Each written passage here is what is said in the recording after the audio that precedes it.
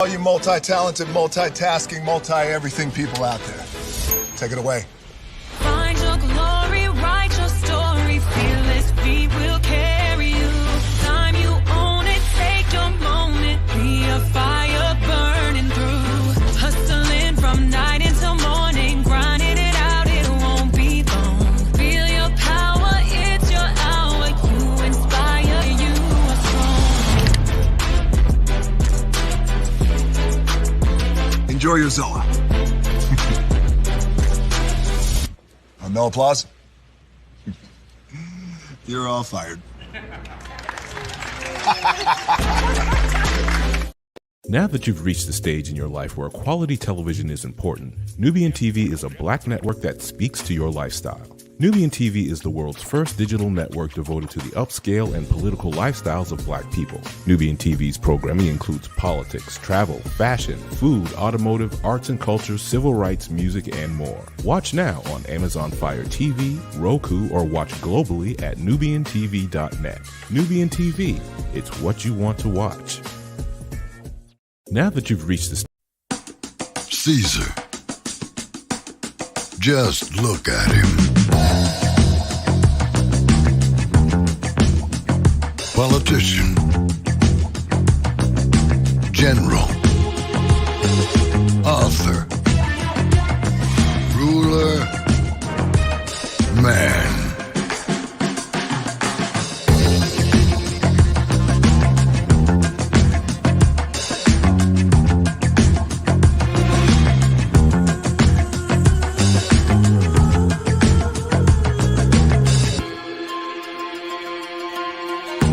Legend has it, he's not only stared into the belly of the beast, he's had it for dinner. Here he's free to relax, or party, or relax, or party, or relax, and party. His is a world of opulence, excess, and the occasional impulse buy. Not one to rest on his laurels, he's famous for ushering in a new age of entertainment. So, for anyone seeking a place where the sun never sets on a good time, all this awaits. I am Caesar, and I approve this palace.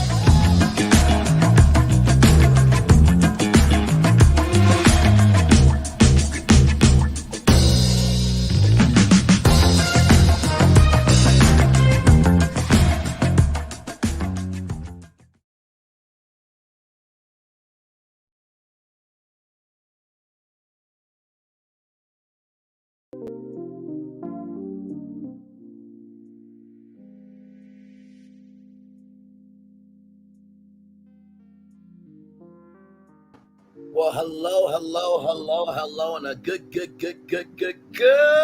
morning to you, and you. Welcome in, everybody, to Braylon Lee's Virtual Tour Live. Y'all, we do have a lot to talk about this morning. I know the breaking news happened yesterday, but I took yesterday off just to relax a little bit, because, as y'all know, we are such a cultural channel over here. But Harvey Weinstein, oh, Lord, that case, the conviction got overturned for his grape. We are going to talk about it from the jump, so trigger warning everybody on that. Keke Palmer has a new book out. We'll talk about that. Black men, there is some good news for us in the world of dating. I'll tell you about that. Kids matter. Kids matter. I saw the news yesterday about Hotel Holt and everything going on with him. And trust me, I do have a take. By the way, shout out to the Gossip Girls. That is Drop the Mic, Brown Skin Girl, Wente Talk. We will talk about it because I said something a while back. A very good metaphor. I'm going to play that metaphor for y'all one more time again so y'all can know how serious we have gotten in the minutia of this, in the minutia of it all, rather than Ray J. Apparently Ray J and Christian Rock talk because Ray J did a face tattoo, child. Okay, and then Jeezy and Jeannie Mai. As we all know, the last time we heard about them, they were getting a divorce. Well, now Jeannie Mai has made allegations that there has been abuse. A very heavy morning edition of Virtual Tour Live is about to come at you right from this space right here, right now. So let me take down this iconic intro here. You see the Virtual Tour background. Yes, you do. You hear the Virtual Tour music. And one thing to know, and two things for sure, in case you did not know, a lot happens early. Roll it. It's a new morning for America's family. Sun's coming up, so make it all that it can be. You know a lot happens early. I'm Harry Smith. I'm Julie Chen. I'm Maggie Rodriguez. Morning everywhere. Come on, get up. I'm Russ Mitchell. And I'm Dave Price. And it's a little early for this. Right now, this is it's a new morning for America's family. Sun's coming up, so make it all that it can be. You know a lot happens early. Every day's good when you started it out right. But whatever you do, start the daylight. And a lot happens early. Can you feel it? And I said, Good morning, everybody. Are you girls ready for the Jonas Brothers? We have an early show exclusive. Yes. A lot happens early. Dirty. Early. A lot. A lot. A lot happens Early. The Early Show, weekday mornings on CBS. It's a new morning. Agreed, Julie Chen Moonves. It is a new morning to Russ Mitchell, Dave Price, Mackie Rodriguez, and Harry Smith. I agree with you. A lot happens early. And with that being said, hello, everybody. Welcome into Brainley's Virtual Tour Live. Glad to have all of you here. Y'all ready to go on tour? Because we got a lot of different destinations to hit this morning. And so this is going to be quite an emotional tour. We've had a couple of emotional tours recently because of the topics. But y'all know what we do. We always give every destination soul, do we not? So let's do what we do and go on tour because there's so much to talk about. It really, really is. So we're going to get started with Harvey Weinstein from the top. Harvey Weinstein's grape conviction overturned in New York. District attorney will attempt to retry. The disgraced movie producer was convicted of rape in February of 2020. Oh, my Lord. My Lord. So we're gonna wait for this. Commercial. But if you haven't heard about Harvey Weinstein, he owned Miramax, and he was a very big player in Hollywood. Sorry, y'all. Ooh, sorry, allergies. He was a very big player in Hollywood, so there's many documentaries on him. Hang on, y'all.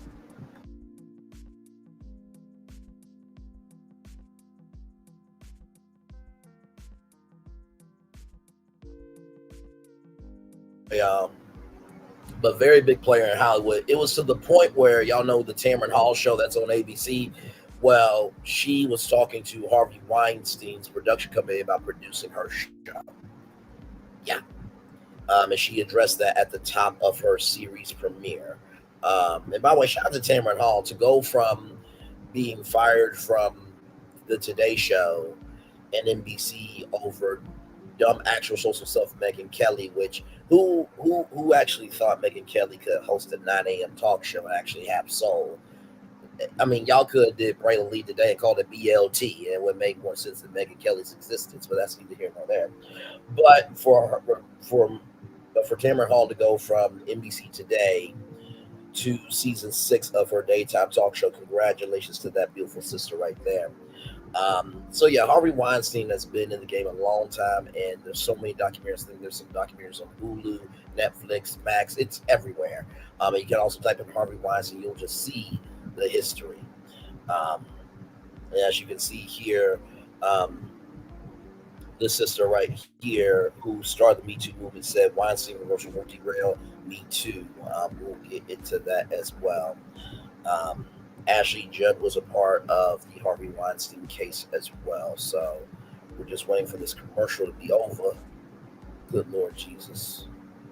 I mean, I get commercials pay the bills, but also too, I feel like there should be a skip button, because I'm just like, good Lord Jesus. Just like I said, y'all, 2024, Forget bingo cards.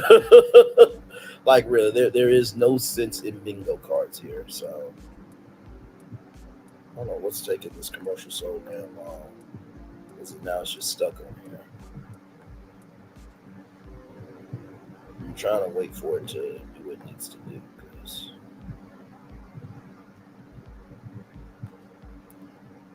let me see if I refresh it.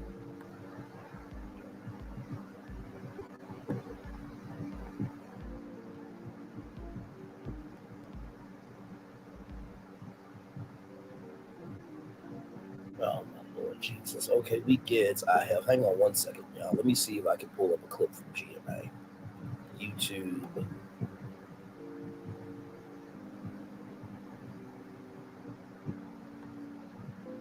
Harvey. Hopefully your Friday morning's going well, by the way. Harvey.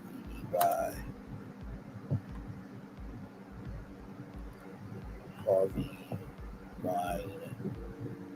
Weinstein.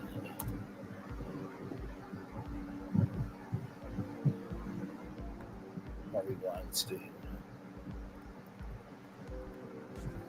Good morning, America. Here we go. All right, here it is here. So we'll watch this. Let's take a little too damn long for my liking.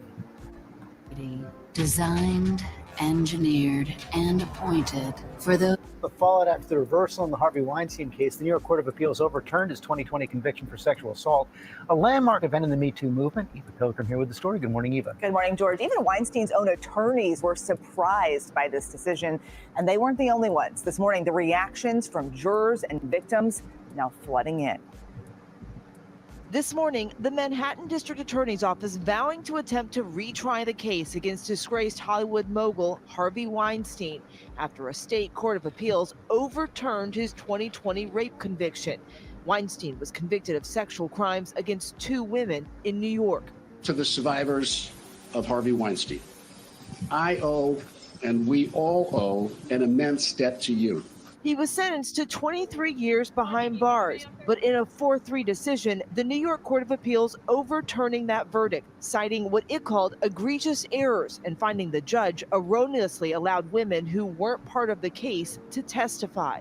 Amanda Brainerd, known as Juror 11, voted to convict Weinstein. She tells ABC News she was appalled by the ruling. We took our role very seriously. We focused on the charges, which was our job.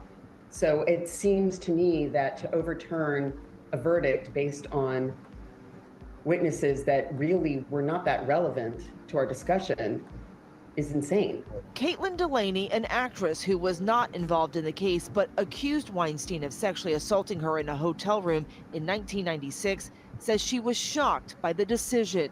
While this is a setback, all of us who work in this field are still moving forward and do believe that change will happen. Weinstein was once considered one of the most powerful men in Hollywood, accused of using his power to either advance or destroy women's careers based on how they responded to his sexual advances.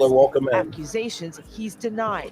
Accusations that helped spark the Me Too movement. More than 80 women have accused Weinstein of sexual assault. So you see Lupita Nyong'o, you see Gwyneth Paltrow, you see Rose McGowan, huge name there. You see Kate Beckinsale. I'm trying to see who else I can see that I know here.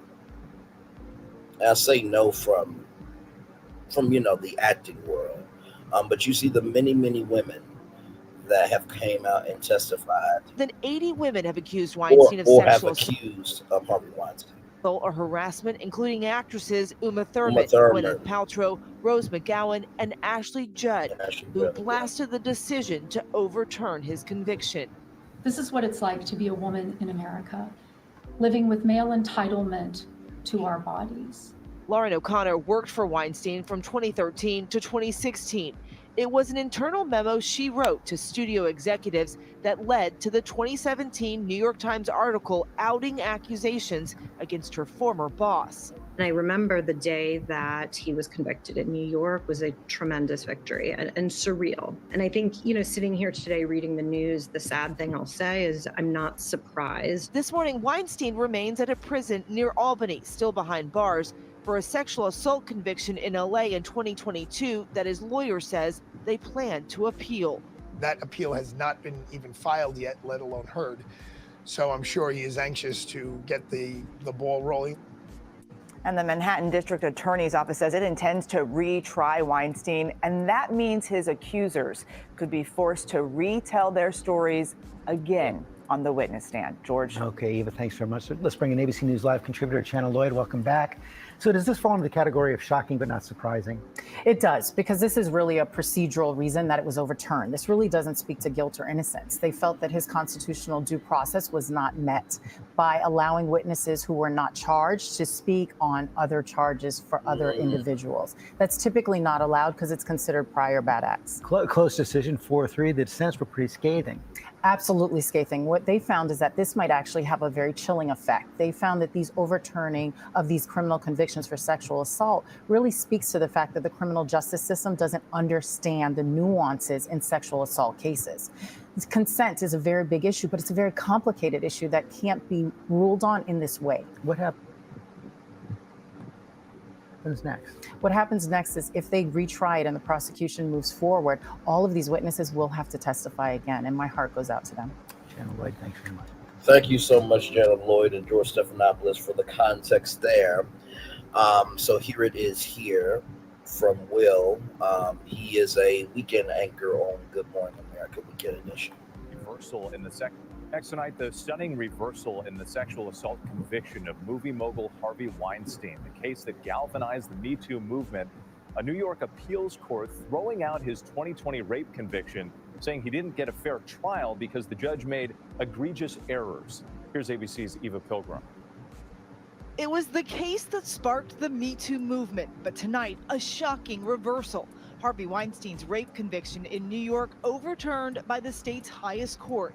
New York's Court of Appeals handing down the 4-3 decision, citing egregious errors by the judge overseeing the trial back in 2020, saying the trial court erroneously admitted testimony of uncharged, alleged prior sexual acts against persons other than the complainants of the underlying crimes, adding that testimony of uncharged crimes at the trial was unnecessary to establish Weinstein's intent and served only to establish defendants' propensity to commit the crimes charged. Weinstein's legal team happily surprised. We knew that Harvey Weinstein did not get a fair trial.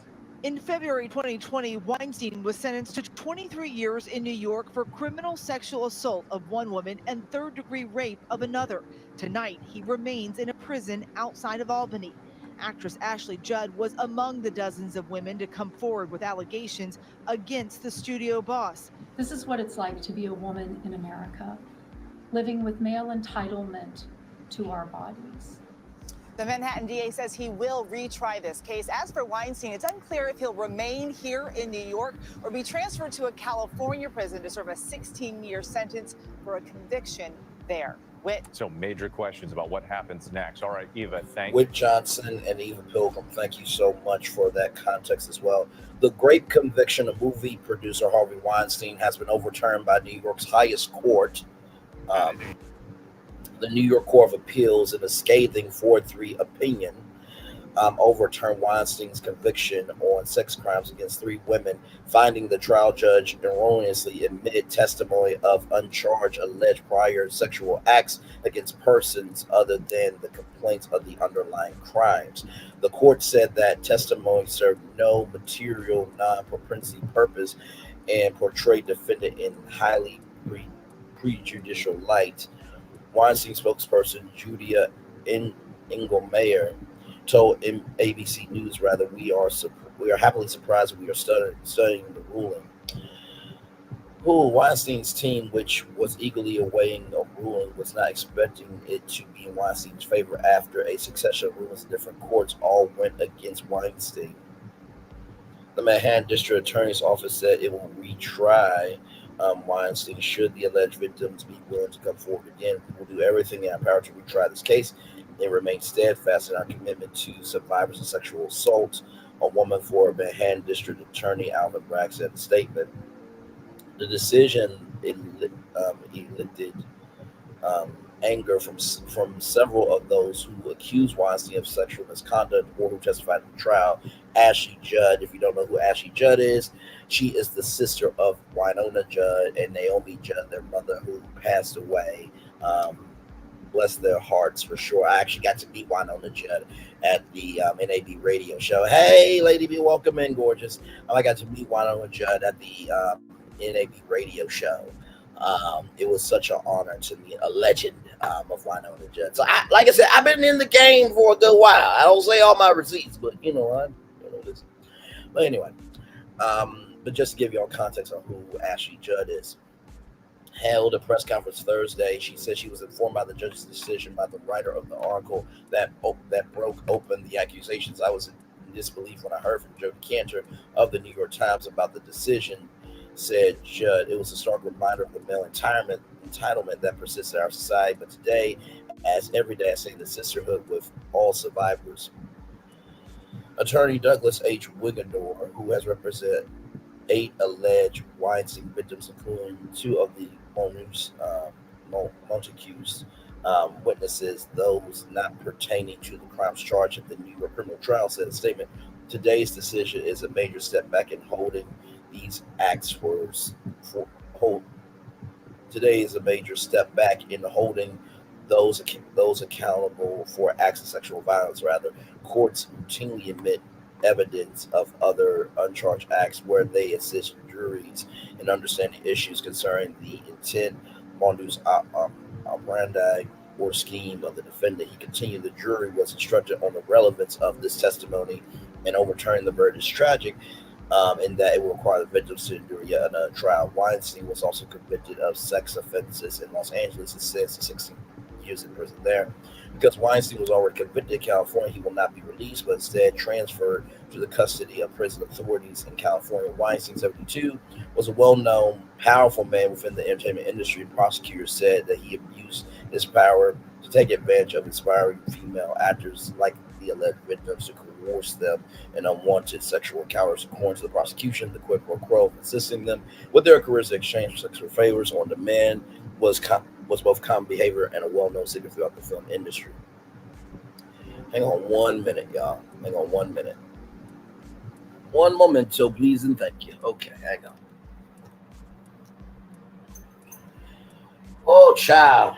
What a Friday morning. What a Friday morning for sure.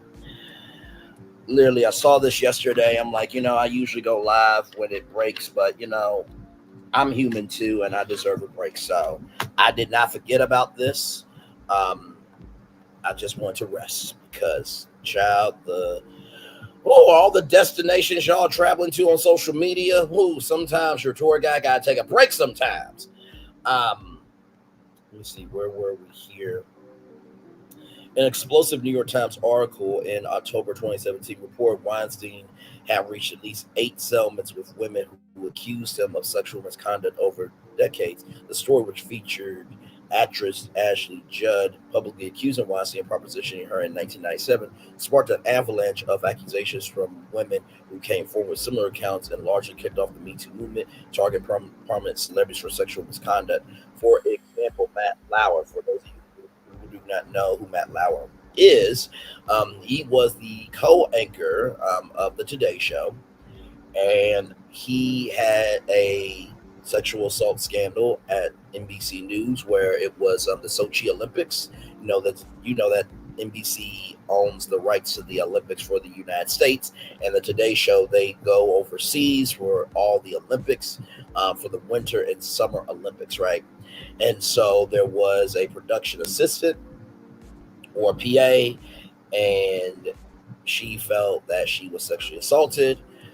Matt Lauer says it was a consensual relationship, and allegedly there was a button at NBC News where when he pressed it, the door could automatically lock. And that also, too, Matt Lauer allegedly gave a female co-worker a sex toy as a gift and wrote a note what he wanted to do with her. Then you have Charlie Rose. That Charlie Rose had his legendary interview show at PBS, Public Broadcasting Service, and so there was some sexual assault there, where I think it was a female staffer, was at his house, and he opened up his robe and wanted to have sex as well. And he also was on CBS This Morning. Now it's called CBS Mornings, but he was there at CBS This Morning from the beginning. In the beginning with CBS This Morning, it was Gayle King, Erica Hill, Charlie Rose. Then it was Charlie Rose, Nora O'Donnell, and Gayle King. So, just give you some context here of the other people that have been a part of the Me Too movement. Let's see here. Weinstein was arrested May 25th, 2018, and was charged with first and third degree rape for one victim and first degree criminal sex act for another woman. He was found guilty in February 2020 of 2 felonies, criminal sexual assault and third degree rape, but acquitted of the two most serious charges, predatory sexual assault. He was also acquitted of first degree rape. Prosecutors said the testimony of women other than those whose claims formed the basis of criminal charges spoke to Weinstein's state of mind to use forcible compulsion. The majority opinion, however, said that eviscerated the time-tested rule against propensity evidence, which in criminal cases serves as judicial bar against a guilty verdict, which is based on suspicion rather than proof. Lindsay Goldberg, who represents 6 Weinstein accusers, including Tara Wolf, one of the Multilinks witnesses to testify about being sexually assaulted by Weinstein during his criminal trial in New York, said in a statement, "This ruling is a leap backward for the rule of law in New York. Multilinks witnesses played a critical role in establishing a defendant's common scheme or plan to commit alleged crimes when a defendant is accused of being a sexual predator, especially one as powerful as Weinstein. The testimony of multi-accused witnesses is crucial to proving the defense. The sexual encounters were consensual. The Court of Appeals decided the evidence of the uncharged crimes allowed at trial was unnecessary to establish Weinstein's intent and served only to establish the defense's propensity to commit the crimes charged." The opinion, I think we're almost done here. The opinion also said the trial judge James Burke abused his discretion when he allowed Weinstein to be cross-examined about the uncharged conduct, ruling it served no purpose other than display the jury's defendant loathsome character. Weinstein's appellate case lawyer Arthur Adia said at a Thursday press conference that the New York Court of Appeals deserves a tremendous amount of credit for overturning Weinstein's great conviction. From the bottom of our hearts, we knew that Harvey Weinstein did not get a fair trial. Aida told reporters, Aida reiterated that he believes that the law must still be applied fairly to those society deems unpopular. Unpopular? There is a woman who was working on a social media team, and she recorded Harvey Weinstein's behavior. Let's see, the Court of Appeals said today that yes, no one's above the law, but no one is below the law either. You can't throw out 100 years of legal precedent because someone's unpopular. ABC News' Janet Cousin and Jason Barr contribute to this report. Let me see if I can find that. Harvey Weinstein hotel tape.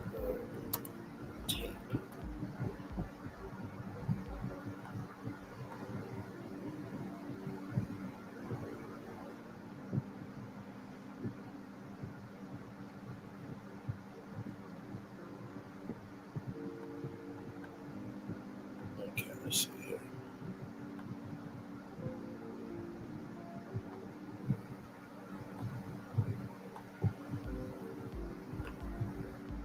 Social media.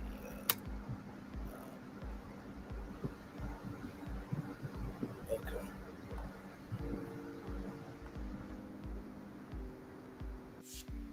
That's why over 1 million entrepreneurs started theirs with right now. What do we have to do here? Nothing. I'm going to take a shower. You sit there and have a drink. I Water. don't drink. Can I stay on the bar? No, you must come here now. No. Please. No, I don't want to. I'm not doing anything with you. I know. I'm sorry. I cannot. No, yesterday was a kind of aggressive for me. I need to know a person to be won't touched. do a thing. I don't. Do a thing, please. I swear I won't. Just sit with me. Don't embarrass me in the hotel. I'm here all the time. I Sit know, with me, but I promise. don't want to. Please sit there. Please. 1 minute. No, I I ask can't. you. Go to the bathroom. Please, I don't want to do something I don't want Go to. to the bathroom. Come here. Listen to me. I want to go downstairs. I'm not going to do it. And you'll never see me again after this. Okay? That's it. If you embarrass me in this hotel. I'm not embarrassing you. It's just that I don't feel comfortable. I mean, don't have a thing with me. It's not nothing. Please, I'm not going to do anything. I swear, my children. Please come in. On everything, I'm a famous. I'm feeling very comfortable right Please now. come in now. And 1 minute, as you want to leave, when the guy comes with my Why is the day you touch my wrist? Oh, please, I'm sorry. Just come on. I'm used to that. Are you used to that? Yes, come in. No, but I'm not used to that. I won't do it again. Come on. Sit here. Sit here for a minute, please. No, I don't want to. If you do this now, you will embarrass me. I don't. They will call me again. Okay? I'm sorry. I promise you I won't do anything. I know, but yesterday was too much. Guys coming. I will never do another thing to you. 5 minutes. Don't ruin your friendship with me for 5 minutes. I know, but it's kind of like, it's too much for me. I can't. Please, you're making a big scene here. No, Please. but I want to leave. Okay, goodbye. Thank you. A spokesperson for Harvey Weinstein today issued the following statement in regard to the New Yorker revelations, and it reads in full. Any allegations of non-consensual sex are unequivocally denied by Mr. Weinstein. Mr. Weinstein has further confirmed that there were never any acts of retaliation against any women for refusing his advances. Mr. Weinstein obviously can't speak to anonymous allegations, but with respect to any women who have made allegations on the record, Mr. Weinstein believes that all of these relationships were consensual. Mr. Weinstein has begun counseling, has listened to the community, and is pursuing a better path. Mr. Weinstein is hoping that if he makes enough progress, he will be given a second chance. Hey there, I'm Chris Hayes from MSNBC. Thanks for... There's another video from Sky News. This is Melissa Thompson. It's September 2011, and the 28-year-old is in the Weinstein Company offices in New York City. She's here to pitch her tech startup company's new video platform, and as part of the demo, she's recording the meeting. All right, hello, Melissa Thompson. Melissa has agreed to talk me through it. She's expecting a meeting with the marketing team, but Weinstein arrives alone, asks staff for privacy, and locks the door. She says that a few hours after this, he raped her. All right, interrupt. All right, hello, Melissa Thompson. Hello, how are you? How are you? Happy New Year. That's nice. Yeah. How's your day? I don't have to make anything up on my I was channel. thinking, okay, he's hugging me. What do I do now? I was sensing I have to be a little bit more vigilant of this situation than I originally thought. Melissa and Weinstein have met briefly once before, but this is their first formal encounter. So how's it flirt with you? We'll see. A little bit. A little bit, not much, right? Okay, then, all right, then I won't. So what do you want? No, it's okay. So I have your hand in so many things, and you do so many things, so I have a lot to tell you. Every time that he towed the line of being inappropriate enough where I may have said something, he could sense it, and he pulled back and he changed the dynamic again. Let's say I wanted to show a trailer. You mean of my movie? You mean like I have the Marilyn Monroe movie. So let's talk about Marilyn Monroe movie. People who would be interested in that movie. Who would be interested in that movie? Okay.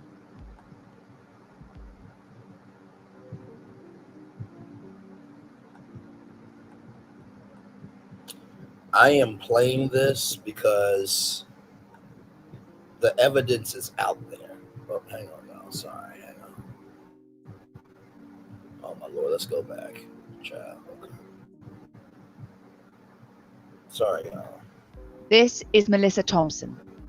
It's September 2011, and the 28-year-old is in the Weinstein Company offices in once before, but this is their first formal encounter. So how's it flirting? We'll see. A little bit. A little bit, not much. A little Right? bit. Okay, then all right, then I won't. So what do you want? No, it's okay. So No, listen, understand, Lady B, I am just playing this for contextual purposes because not everybody knows the story. You know what I mean? So listen, I don't make anything up on my channel. I'm just showcasing the receipts. So yeah. Oh, I have your hand in so many things, and you do so many things. So I have a lot to tell you. Every time that he towed the line of being inappropriate enough where I may have said something, he could sense it, and he pulled back, and he changed the dynamic again. Let's say I wanted to show a trailer. You mean of Yeah. my movie? You know what I mean? Like Okay. I have the Marilyn Monroe movie. So let's talk about Marilyn Monroe movie. People who would be interested in that movie. Who would be interested in that movie? It's been like, it's fun to do this. Okay, But so I'm actually seriously having a conversation. good. We can do both. Okay. Okay, so would it be what's target demographic? Women. Okay, so Anywhere. we're gonna Miss buy Shirley, tough, space. welcome in. We're gonna buy ad space on Vogue.com. Do you think you might have encouraged him? I don't think I purposely encouraged him. At first, I tried to, volley a little bit with him. If he would make a comment, I would try to catch it and return it in a way that felt a little safer than the way he threw it at me. Okay. Now I see he's trying to, in any way you can, move me into that zone of comfortable then uncomfortable and confused and vulnerable, and recognizing that he's powerful and I'm not, and that I need this deal from him, and he has the power to give it to me. We can have like it to win 2 VIP passes to the premiere in New York, and they have to like it. So now you're generating all these likes on your Facebook page. Wow. Okay. I'm going to use your service. Good. On Marilyn Monroe. Good. And then, you can sign me up. Tell your boss. And so he's going from almost pulling a trigger on using this platform to then he would put his hand up under the table, up my dress. I was trying to save face a bit. At first, I was trying to kind of manage the situation. There was a combination of confidence and naivety that led me to, this dynamic that we see now. Data's so hot, right? What's that? Data's so hot. It is hot. Middle of A little bit. A little hot. It's a little hot. That's a little hot. So another thing I was thinking is, Sarah. I don't know how much you were involved, but the Sarah Jessica Parker movie with Skyrocket. Maybe Skyrocket. Some kind of app thing. I don't know. Never mind. It's like a buy the look where they wanted to in the trailer. They wanted people to be able to buy her clothing. So they partner with Outlook and whatever Booth line. Not me. Okay, whatever. I can do that too. I tried to keep it on script in terms of pitching him the product, but He was still touching you on the shoulder. he was still touching me on the Running through your shoulder. head as that's happening. What do I do? How did I get myself here? I lost my train of thought, and I was trying so hard to gain back my own mental footing. At some point, his whole affect changed, and he looked like a predator. His eyes became dark. What would you say to someone who might watch that and say, well, Melissa was flirting with him? Is that what you see when you watch it? It was more tricky than I think it is possible to judge from looking at it. I worked on Wall Street before I went to business school, and I worked in an environment that was heavily male-dominated. I thought I could handle it. I had never met anyone that I couldn't handle until Harvey Weinstein. You want some water? When you go to the kitchen, you adjust the angle of the computer I did. Why? I knew that I was losing the ability to control the situation and keep it professional. So I had entered that fight or flight mode, and I was scared of him. Later. I'm gonna go edit a movie. What was I'm that? gonna go edit a movie, but I'll meet you somewhere. Meet you for a drink. What time? It's 3:34. I'll meet you at 5:30 at Tribeca Graham. Were you under the impression that that meeting was to close the deal, potentially? Yes. So it wasn't at 10 p.m. It wasn't an invitation to come to his hotel room. It was an invitation to go to a hotel lobby that was within blocks of the office. And so that to me felt much safer Lady, than absolutely. being alone with him in his office. Melissa says Weinstein came to the hotel lobby and told her to follow him. She assumed they were going to a conference room, but it was Weinstein's hotel room. There, she says, he raped her. If I would try to fight myself away from him, he would then move around to a place where he could block me in somewhere, and he's a big individual, and I constantly felt trapped no matter where I turned, or he cornered me over and over again. Melissa's business meeting and the alleged rape are part of a class action lawsuit against Weinstein and others connected to him who might have known what was happening. Had people been more vocal and not said, yeah, that's Harvey, or yeah, we have to live with that. You don't. We don't have to live with things that are illegal and abusive, and we don't have to live with being raped when we think we're going to a business meeting. In a statement, Harvey Weinstein's lawyer Benjamin Brafman said, several respected journalists and trustworthy individuals have seen the entire video. The video, when viewed in its entirety, in context and not in select excerpts, demonstrates that there is nothing forceful but casual, if not awkward flirting from both parties. Anything short of that is intended to make Mr. Weinstein appear inappropriate and even exploitative. It was produced by Ms. Thompson to bolster her position in a civil lawsuit seeking money.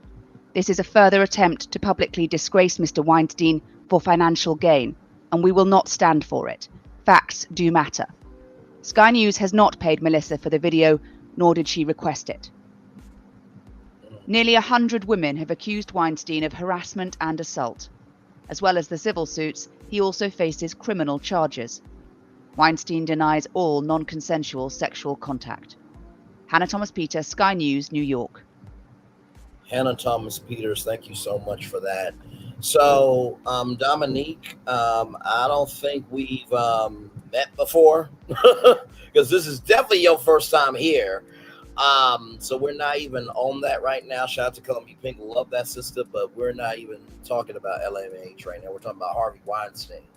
So I'm gonna give you some love, grace, and space because I have never seen you before. Your existence just appeared now. This is the first time I've ever seen you. So I'll give you some love, grace, and space.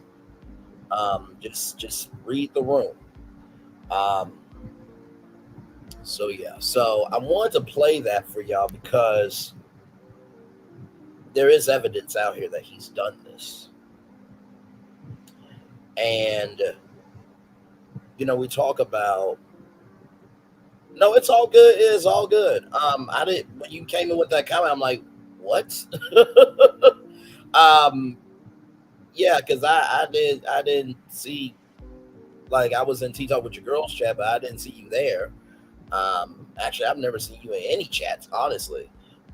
Hey, community, welcome in. Glad to have you here. Yeah. We had a great time last night on Glam Rock's channel. It was a great time. I gave a lot of wisdom over there. So it is all good, Dominique. It is all good. Just follow the destinations we're going to, and it's all good. You didn't come in mean, hateful, or spiteful. Just kind of came in on, not, I'm not gonna say the wrong energy, but you jumped into the deep end. without getting to the shallow part and just kind of just being in the water. But it's all good here. But I wanted to play that info for you guys because of the fact that evidence is out here that he has done this. And, you know, black women always say they are not protected, and that's absolutely true. And truly, women aren't being protected either. It's up to us men to step in when a man is doing something wrong. Say, hey, listen, you either say sorry or I'm going to make you say sorry. We need to be better protectors. Because if we don't stop the bullshit will continue. Understand? So I just wanted to start the top of this show with Harvey Weinstein because it is a very, very big story of overturning a conviction. Now, what the Black sister said on Good Morning America about how there were witnesses that came into this case that weren't part of this case. Usually, when you are in a court of law and they do an inquiry, on a case, they will find any and every tie to make a defense. So I think that was utter bullshit from the district court in New York to overturn this conviction. So we'll see what happens, but yeah. All right, y'all, we have more Virtual Tour Live coming at you right from this space right here and right now. Keke Palmer, this comes to us from .com. Keke Palmer penning new book of honest revelations, though always busy with motherhood and her career. Keke says it seemed like the right time to take on this new book.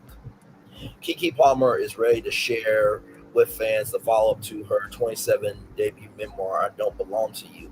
While proclaiming her Virgo tendencies, the 30-year-old actress made the surprising announcement on social media on Wednesday, April 24th. Oh, yes, the Virgo speaks. I'm not sure the next time I write a book, but this seemed like the right time to put my thoughts to paper.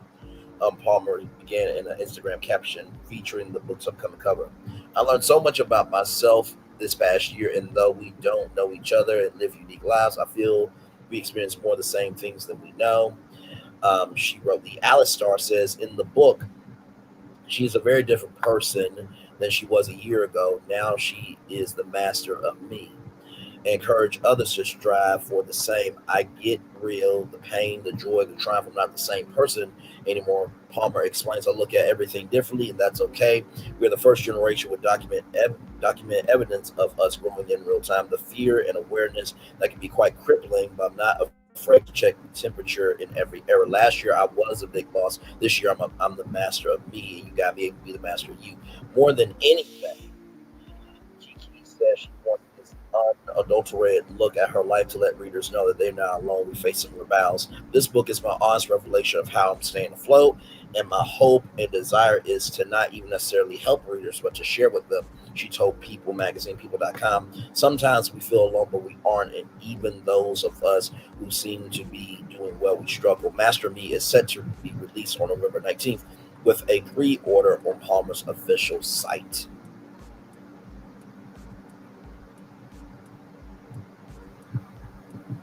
Anyway, I'm pulling up her website to show y'all the cover and everything. By the way, Keke, where's True Jackson VP reboot? I'm waiting for that. And I'm ready for the call to play your man, okay? True Jackson VP's man, okay? Listen. Listen, you have not because you ask not.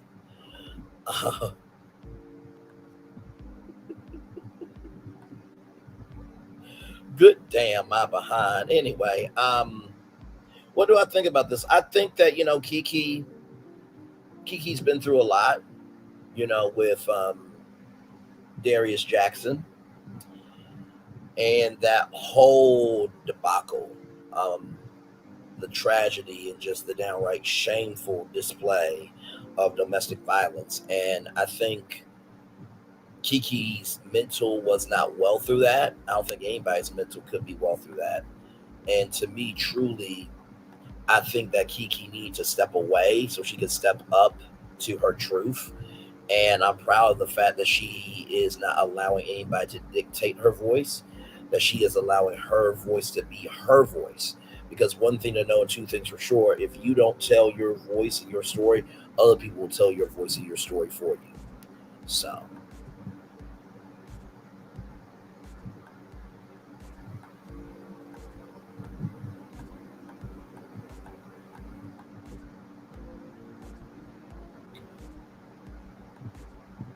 All right, y'all. So here is, hang on, the book is loading here.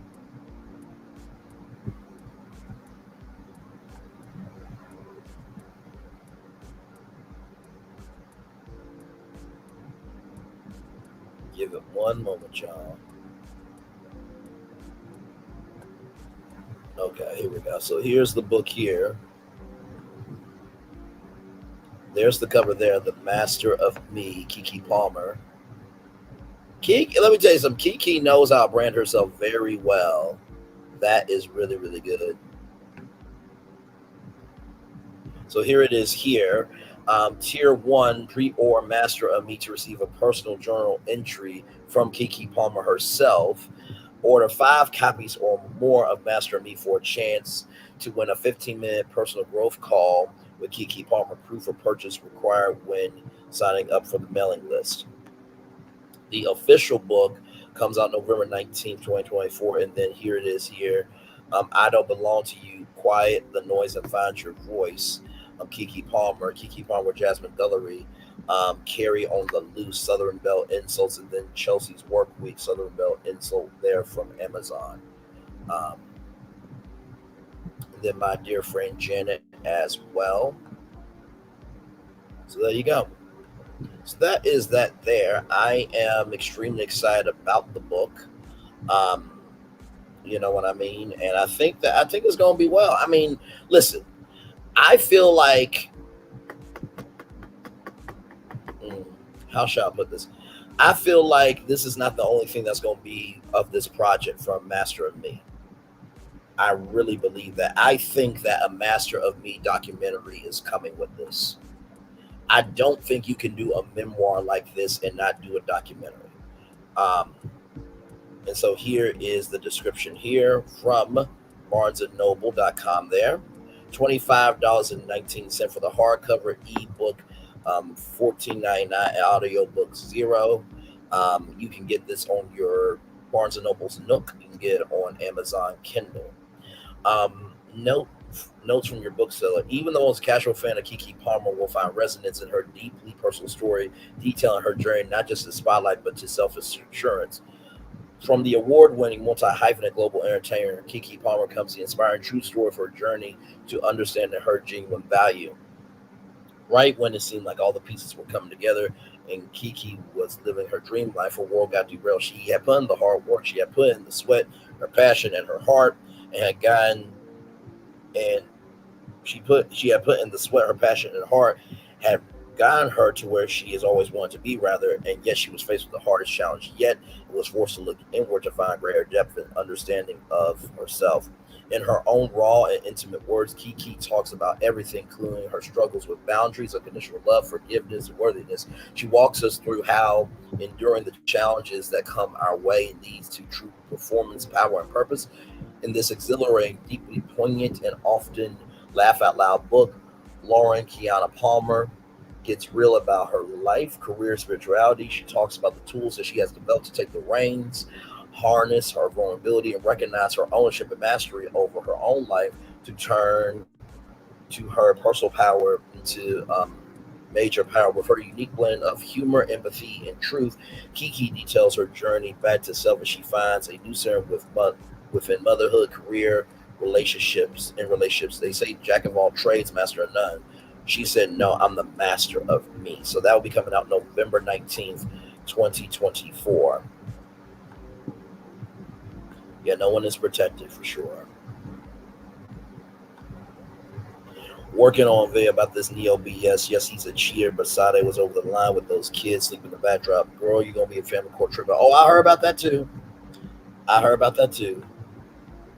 When we see the headlines I have pulled down, it will be clear. No one should be having kids by Neil. Sir, you are at 7. You currently have 2 girlfriends, allegedly boy by. Yeah, Neil has done quite a lot. Child, I can't. I can't. You know what? Speaking of Neil, let's talk about black men. Because look at this, some good news for us black men. Sham Budaram, this comes to us from rollingout.com, shares Bumble stats that black men are now better communicators.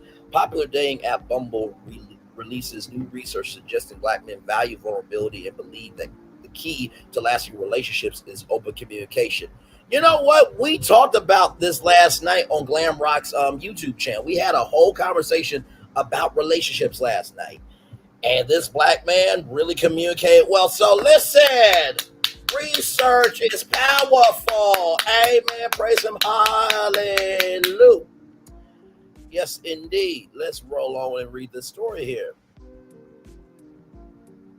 The dating landscape is notoriously rather difficult, with women complaining that men often exhibit poor communication skills. Popular dating app Bumble conducts research on the dating pool and discovered that men are embracing communication more than women may think. Shan Budaram, Bumble's sex and relationship expert, was excited to share the platform's recent feedback on dating trends.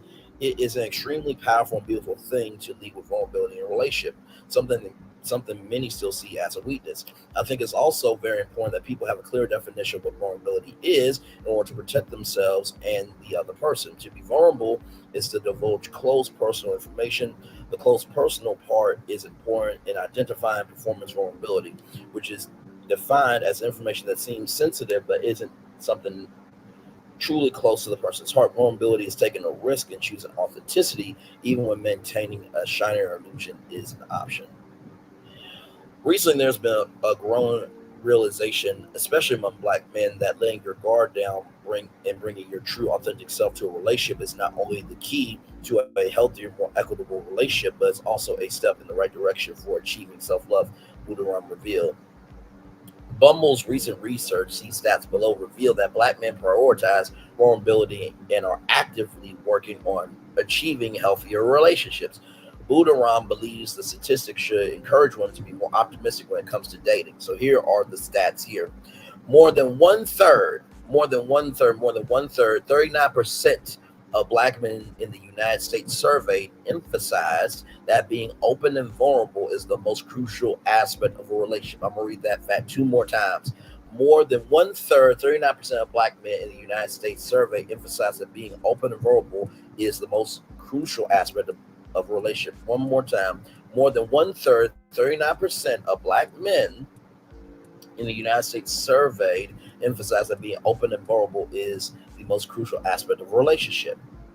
31% of men surveyed in the United States report making positive changes to their behavior in relationships within the last year. 31% of black men surveyed in the United States report making positive changes to their behavior in relationships within the last year.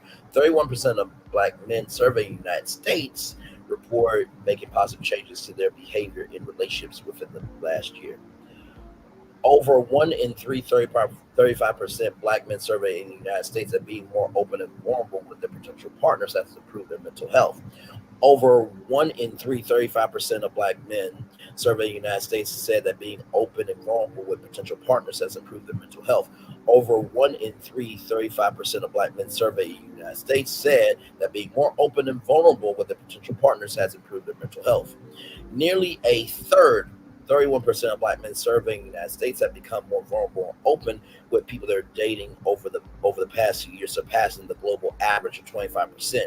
Nearly a third, 31% of black men surveyed in the United States have become more vulnerable and open with the people they are dating over the past 2 years, surpassed the global average of 25%. Nearly a third, 31% of black men surveyed in the United States have become more vulnerable and open with the people that they are dating over the past 2 years, surpassing the global average of 25%. Budaram hopes that Bumble's latest findings will begin to reverse the toxic masculinity narrative that have become talking points in reference to black men in relationships. The stats from Bumble mirror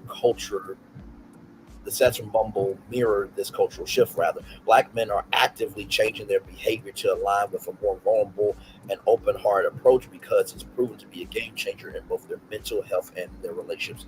Budaram share. Congratulations to us black men who are doing the internal work, who are going out there to showcase that we have done the work, and the men who are actively focused in their purpose of being responsible for going after love. Shout out to us, all of us black men who are doing that. Because I think it's very true. I think it's very true that, you know, there are good black men, there are good black women, just like there's bad black men, there's bad black women. We got to stop this gender war thing, okay? We got to stop it, because guess what? We all are struggling in some shape, form, or fashion, okay? So the fact that these statistics have come out for black men to showcase that black men have become better, we need to recognize the progress. We always recognize the backsliding, but we don't ever recognize the climbing. Oh, my Lord.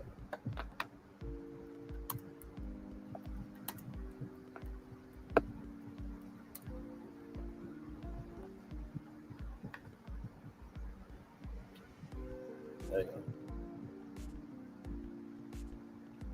Recognize. Because that was a deep quote I just said. Listen, if that didn't bless you, certainly bless me. We always recognize the backsliding, but we never recognize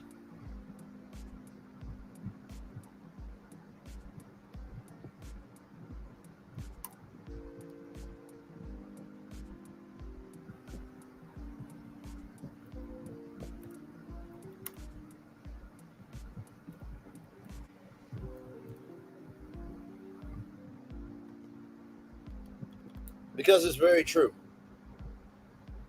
It's very, very true. RECOG and recognize the climbing. Raylan Lee. Because that's very true. We always recognize the backsliding, but we never recognize the upclimbing. Or we never recognize the climbing. And that's very true. I think that's with all of us. Okay? So listen, if you see this quote or hear this quote anywhere else, this quote was made right here on Virtual Tour Live. We always recognize the backsliding, but we never recognize the climbing. What a word. What a word. What a word. Come with it. Come through with it. And this is why I'm cool with who I am. On the words of Steve Harvey, I was who I was, and I am who I am. And I'm cool with both of those people, because guess what? I'm here today as a newly evolved person, because if I wasn't who I was, I couldn't learn from my past. If I don't understand who I am now, I can't see where I am. So because I understood where I was, and because I understand where I am, I'll have a compass, a guide, and a space to understand who I can be in my future. Come on now. Come. You know what? Maybe that just hit me. I don't know.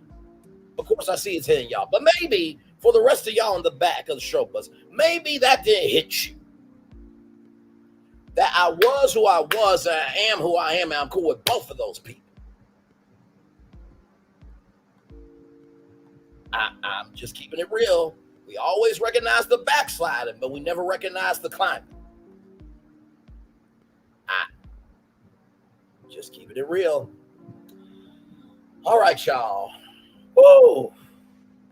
We're going to take a little commercial break and let the church gather themselves with this great information about these black men statistics, about dating, and also just this quote right here. I'm going to let y'all gather yourself with that quote. We always recognize the backslider, but we never recognize the climbing.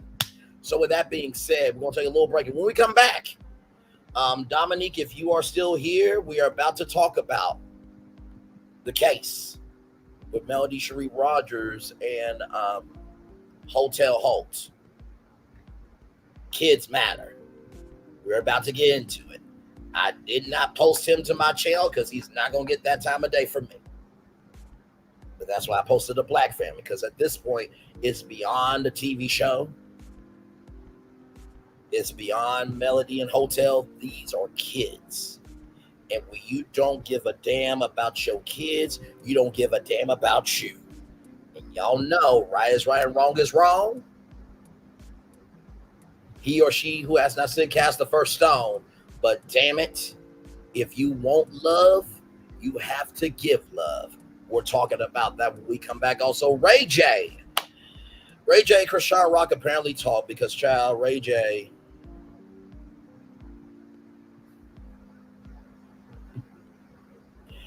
Ooh, Ray J and his existence. He did a face tattoo, y'all. Did a whole face tattoo. TRONIX.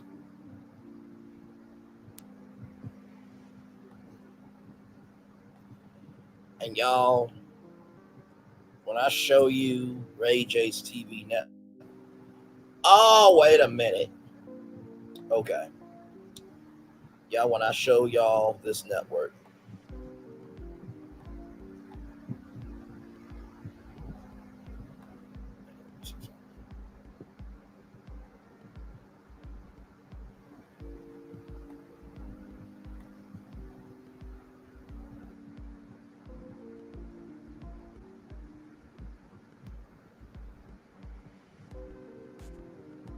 I don't think that's it.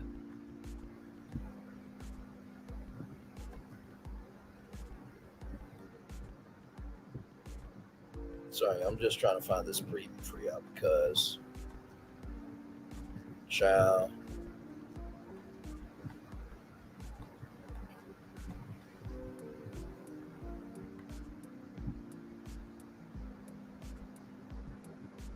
one second,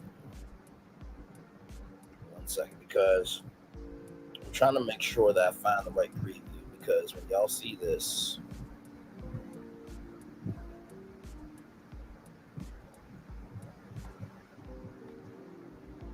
yeah, it's going to be really sad.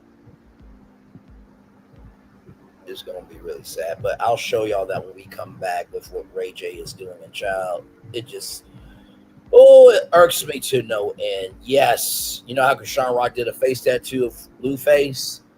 I'll show you what Ray J is doing. Then, of course, Jeannie Mai and Jeezy and Jeannie Mai, allegations of abuse. We have a whole lot to talk about when we come back. We're live on tour. Like, comment, share, and subscribe. Roll it. If only there was a place in the morning to start my day. With a smile, somewhere to help me get in the know. Oh, wait, there is. Good morning, America. GMA 7A. Now that's how you start your day. Welcome to Copeland's. Copeland's is not just some fancy place for your big night out. In fact, there's no occasion too big. Or if you like, too small. Copeland's. There's always something good.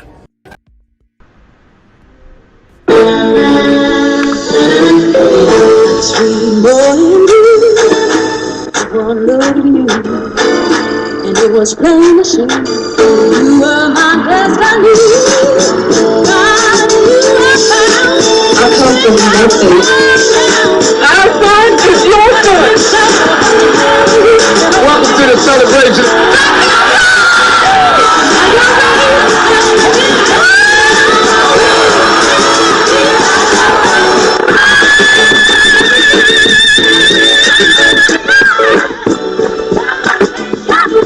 We all we got.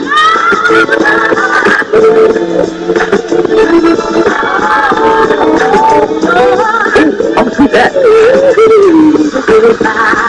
Don't you leave here today with happiness. I want you to leave here with joy.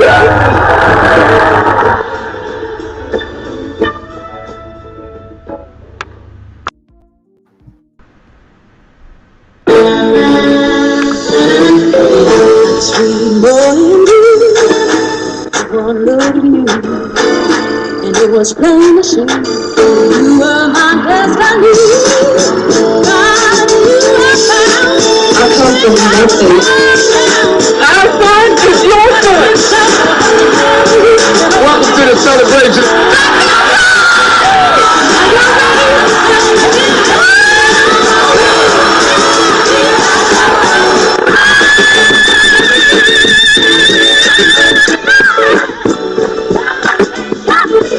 all we got.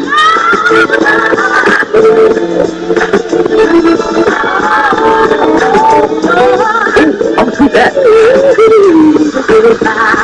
Don't you leave here to go for happiness. I want you to leave here to show that.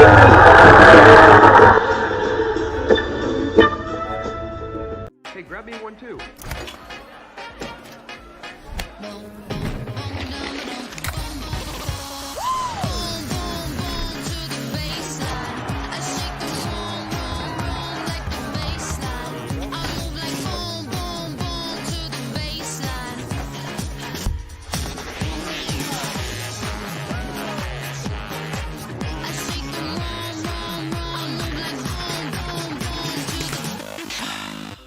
Hey, grab me one too.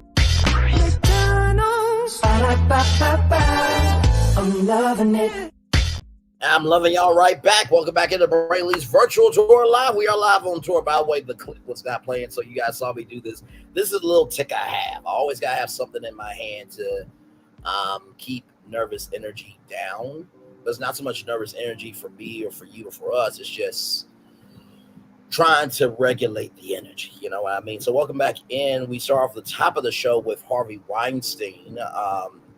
The rape conviction that was in the court of New York has been overturned, and a lot of people are not happy about it. Keke Palmer has a new book called Master of Me that'll be coming out November 19th.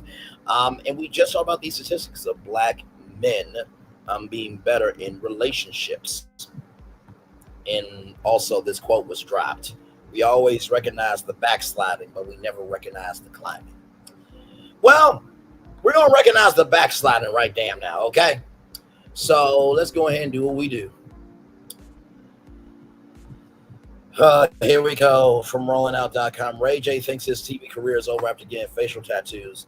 The Love and Hip Hop Houston star, I think, has fans very concerned about the mental state after the facial work. And Ray J, that's how we feel about you. I love Hip Hop Hollywood. Sorry, Love Hip Hop Hollywood. Fans expressed concern over Ray J's mental health after decorating his face with multiple tattoos that even he admits he will end his TV career. Oh, Lord Jesus. Ray J, 43, the star of Love and Hip Hop Hollywood, deliberately tried to make himself look unattractive with a tattoo of stars under his eye, his kids' names near his ears, and a P on the side of his head, and a tab with a big black letter T on his cheek for the networktronics. Ray J said he deliberately was trying to make himself look ugly. Yep, I look really unattractive now. You know what? I'm going to keep my mouth shut. There he go. Brandy's little brother says in the Instagram story to his 3 million followers, tattoos on my face. That means I can't do no more movies. I can't host no more TV shows. It's all in for me now. I ain't wearing no makeup. Feel me? Yeah, I just did this on purpose because I don't want another call time given to me. I only want to make the call. I only want to make the call time. What better way to do that is just decorate your body with what you believe in. So let me see if I can get these pictures in, child. Woo. Ray J.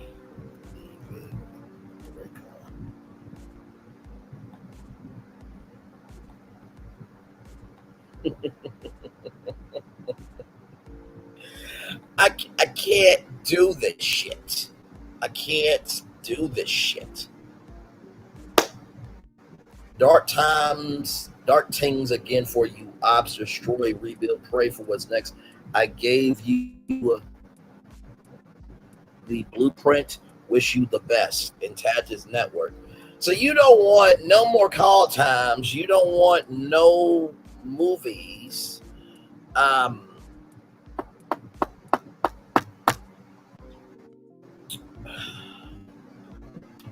You don't want no more movies. You can't do no more movies. You would allegedly say can't do no more. You can't host no more TV shows.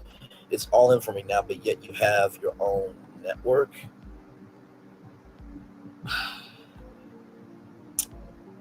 Evil will be done to the bad who chose to do evil to the good. Power of peak blood in my eyes I can never see. Perception of problem looks like this. Power professional.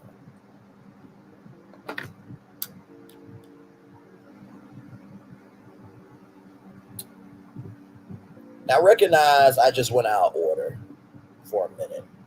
But, everything is done on this channel for a good reason. Because I said we're going to talk about the kids matter. But this is going to actually help the case of the kids matter in just a minute. Just follow me here. We may be in a reverse order, but it's all still in order. Amen. Amen. Oh, Lord, help me. And then here is this here.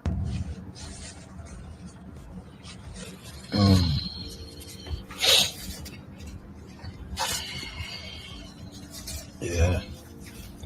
Yeah. Real unattractive now. There you go.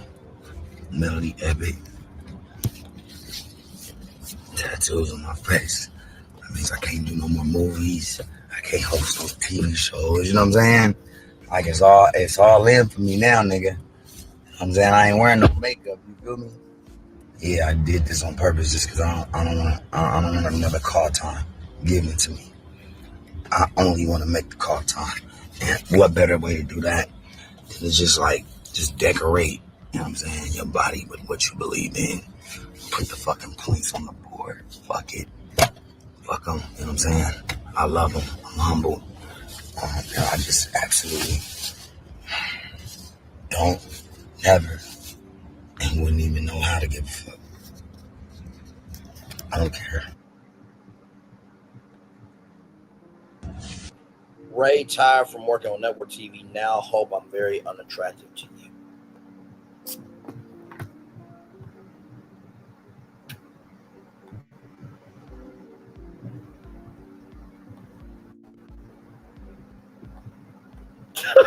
Wait a minute, Miss Denise. I'm done throwing my wigs in the air. Ray J just wants attention. That's it. Ain't no damn way. Miss Denise, I just got a new wig. I'm running out ones to throw. Them ugly tattoos, he just pissed me off. Why can't this goofy ass ninja just put his phone do not disturb like the rest of us? What the F? He's a lame with too much money. Damn it to Brandy's success. Oh yeah, absolutely.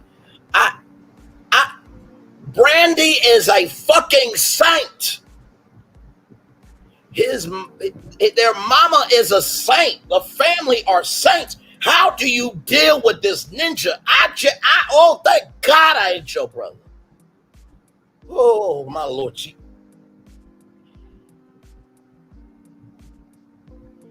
I'm going to just say this right now because allegedly Ray J Whitney Houston was dating. Now, even though Brandy looks to Whitney Houston as a godmother, because y'all know that they were in Cinderella, impossible for a plain yellow pumpkin to become a golden carriage. I know Brandy probably wanted to whoop Whitney Houston's ass and tried to tell, what the fuck are you doing? Do you not know this piece of shit? Now, I still love Whitney Houston. Whitney Houston is a way bigger legend than Ray J will ever be of his existence. But good damn.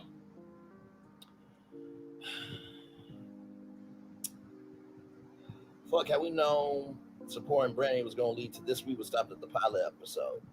I will say this.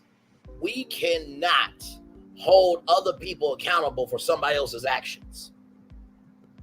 We can't, because Brandy is way gifted, way talented, way beyond what this universe can contain. Okay? So if I get to work with Brandy, absolutely. All I got to do is say, your brother can't come. She going to say, understood.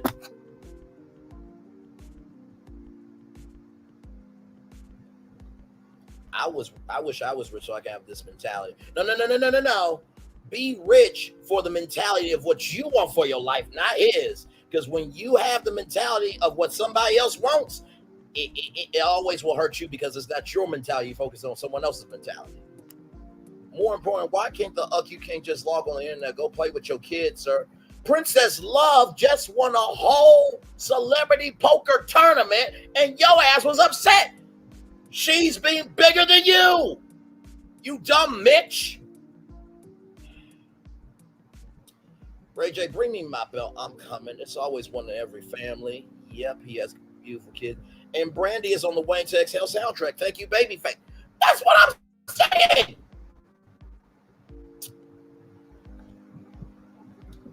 Read them. Ray J rambles incoherently on the Instagram post. Ray J continues his soliloquy by trying to convey his apathy towards his own face. Put the uckin points on the board. Uck it, uckum.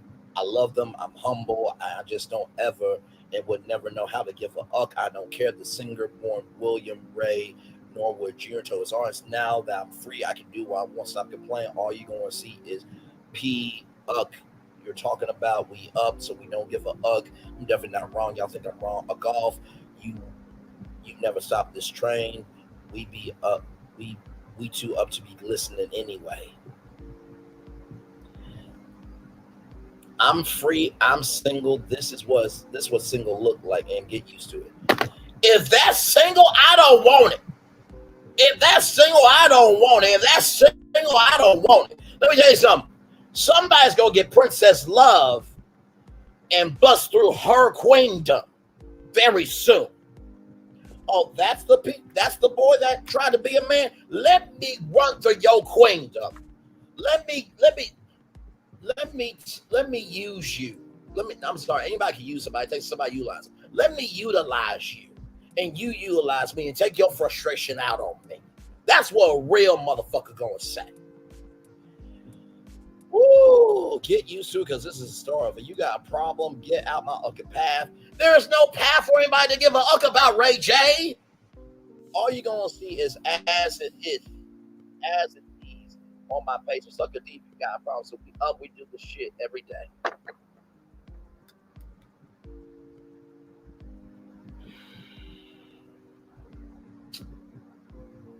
Okay.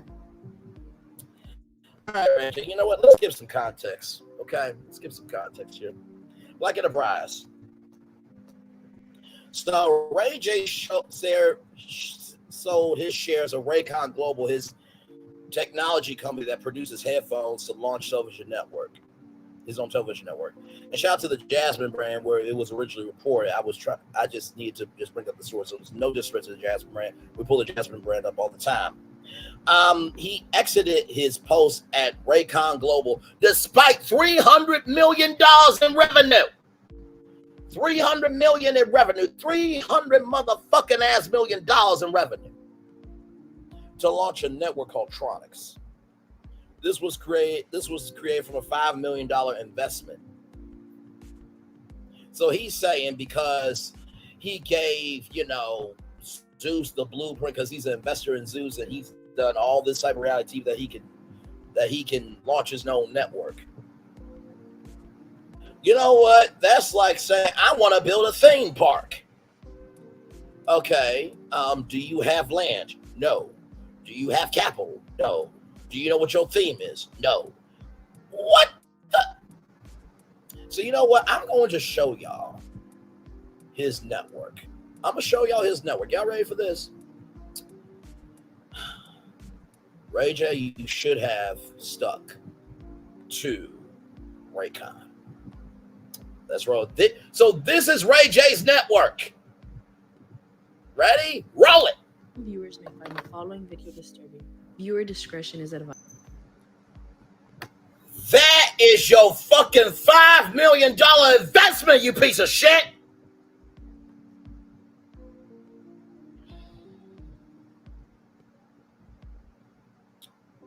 And this Mitch is a father. Okay. Okay. Okay. Okay.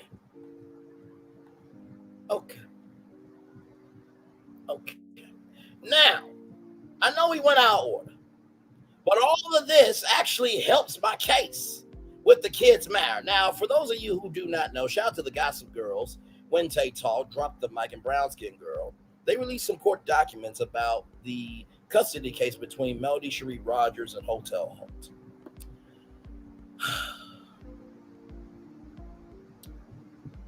I do not understand for the life of me why Melody does not have her kids. That's what I'm saying. That's what I'm saying. So some of the things that ended up happening was, the kids had to go to, New York Fashion Week, and they had to wake up early, and posting the kids, that, she shouldn't be posting the kids, but other people have been able to post the kids. And not to mention, Yo People Hotel have been able to post her kids, including Destiny, as y'all call her, or Dustiana. But you don't say nothing about that, though. Do you not remember you're the one that said on a national television reunion that God allowed you to have an outside child? And Carlos saying that your side piece was the whole restaurant? That you tried to do Revenge P on your ex-wife?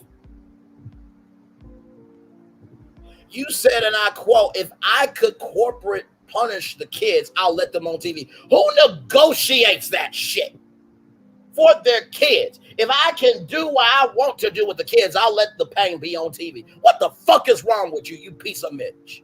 And for everybody saying, oh, Martell, he made mistakes. Y'all get off him. Y'all trying to bring him down. No, sometimes people do fucking things to their damn self. And the crazy shit is y'all wouldn't allow this from your fucking husbands, from your fucking fathers, your grandfathers, your own kids, your own sons, your own nephews, your own cousins, your own co-workers. Get the fuck out of here with that shit.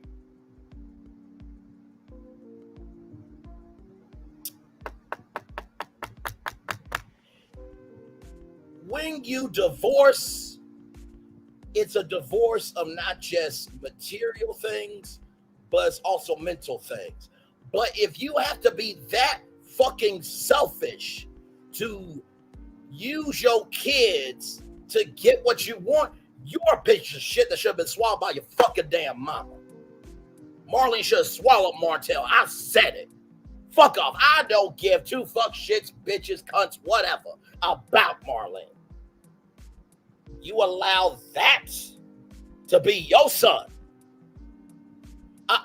Because any other man out here would have been handled by now. So, with that being said, I'm going to show y'all a clip.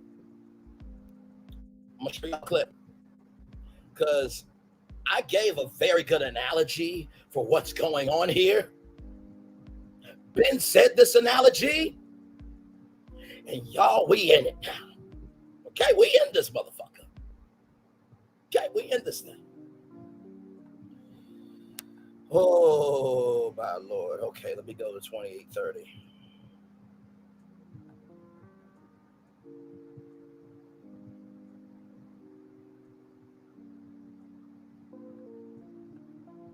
Okay.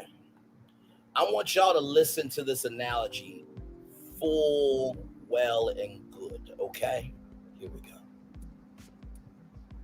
Thank God camera crew was around.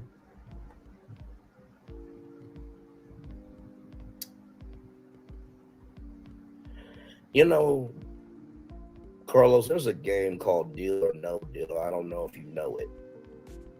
But you should watch some old episodes.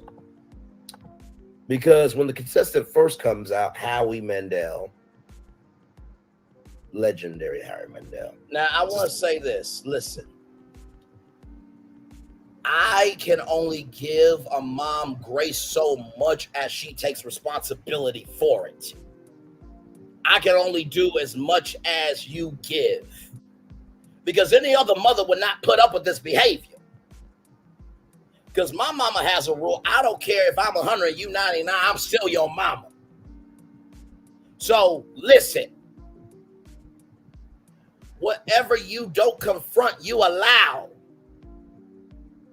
These are Marlene's grandkids. Grandchildren.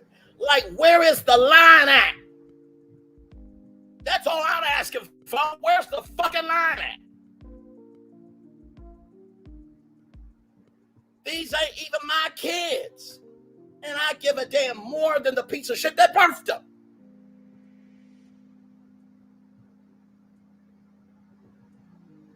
Before y'all say I do too damn much, there was a student that got his mouth duct taped over a spelling bee. There was a black kid that got his ass whooped while a black teacher held him down on the ground. When it comes to kids, I could give two fucks, shits, bitches, mitches, cunts, whatever the fuck. These are kids. We need a line here. Damn it. I love you, Lady B. You know I do. You're a ride or die. But I need somebody here, anybody in this universe, to give a flying fuck about these kids and the mental health. Because guess what? Whatever you don't confront at level 1, by the time it gets to the final level where comprehension is there, guess what? All shit is off.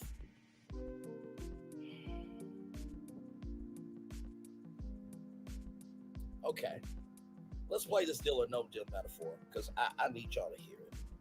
I need y'all to hear it. Let's go. Tell me more about yourself, your name, your age, where you're from, all that stuff. And then he says, wouldn't it be cool if you could do all that $1 million? Are you ready? Don't go back. This was a phone, Carlos, to make call.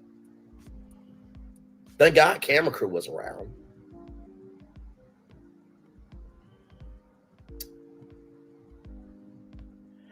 You know, Carlos, there's a game called Deal or No Deal. I don't know if you know it, but you should watch some old episodes.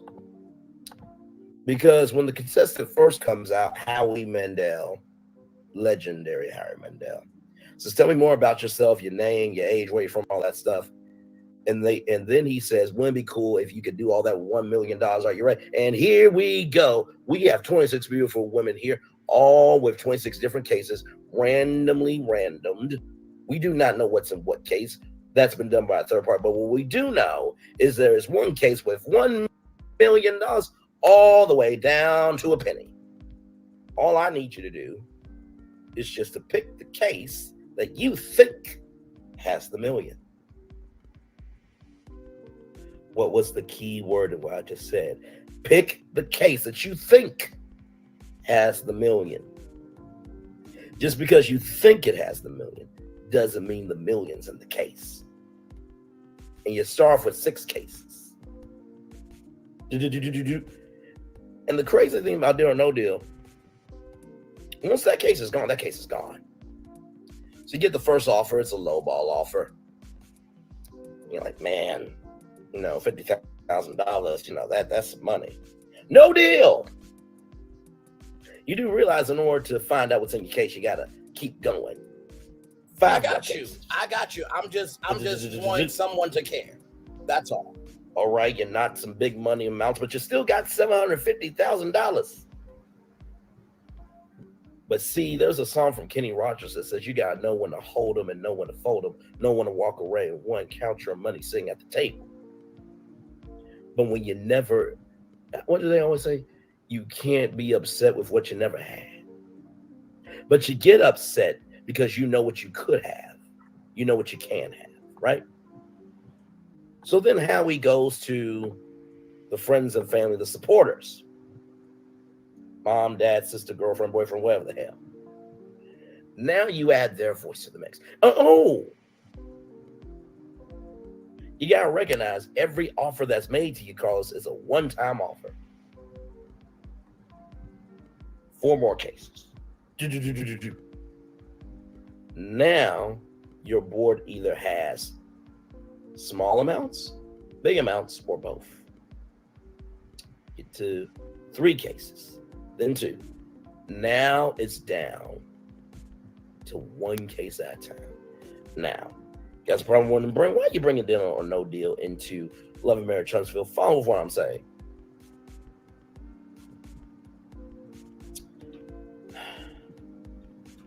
Divorce, the divorce itself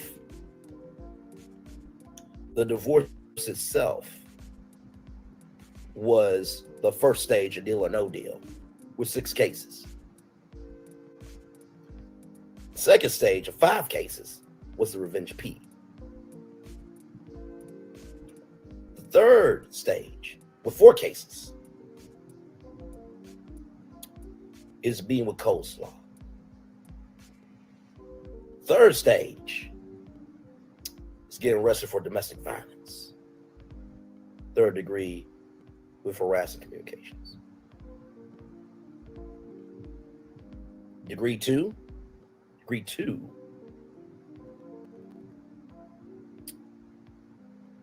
is. I meant to say case 2. We get down to 2 cases, which y'all This follow is so the sad to say.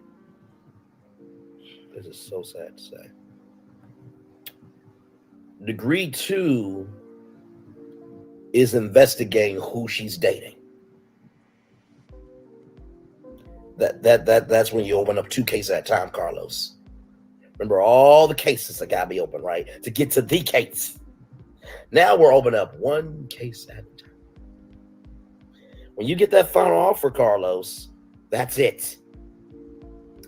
Now, some people have went on and they've done decent. Some people have done tragic. But some people got exactly what they wanted. But you know the crazy thing about when you open up 1 case at a time? Either way, that result is that result, and that can't change. So if you keep playing deal or no deal, you're going to get down to that final offer, and you're getting close to the final offer where it's like, okay, at 2 cases, Martell was researching who Melody was dating. What if in that 1 case is Martell finding that guy and handling him? Come on. I told y'all the analogy a while back, did I not? Y'all follow the analogy where I'm going? Oh, Lord Jesus. Carlos,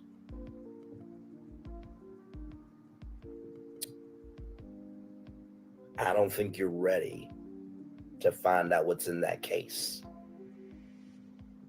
I don't think you're ready to find out what's in that case. Because with you, with how thirsty, how pathetic, And this is go for this go and how desperate you are to be seen, thirsty, desperate. you pathetic, can't be smart enough to take the final offer. Deal. Yep. Deal. I'll take what I have. Because it was more than when I came in. But because you want the million so bad, what you don't realize is in order to get the million, there is a consequence. You got to knock out all the cases to have a shot. Well, you should just be grateful and take the final deal because you had a shot. I bet you won't look at deal or no deal the same way again. Come on now. I bet your ass that. Come on.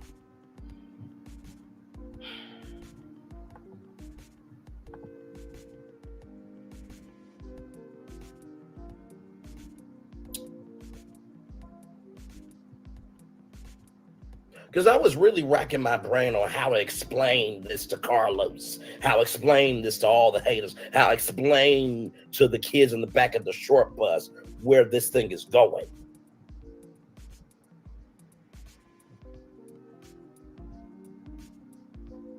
We're at the round with 3 cases where he's been arrested. We're not at the round where you got to open up 2 cases yet. And we haven't made it to the final case. But you so desperate to get to that final case that you'll play the game. You'll play the full game. Yep. Hey, Nikki News, welcome and glad to have you here. So yeah. I said what I meant what I said. And personally, brother, I'm gonna let you know something right now. If there was a versus battle of hot topics, I would mentally whoop your fucking ass, Carlos King. Damn straight. Easy work. Damn straight. It would be easy work. Damn straight. Because see, the difference between you and me is this right here. You cover everyone else's ish that you don't even know who the hell you are. Come on. To know what you care about to talk about. I do. I've covered Love and Marriage Huntsville this particular season.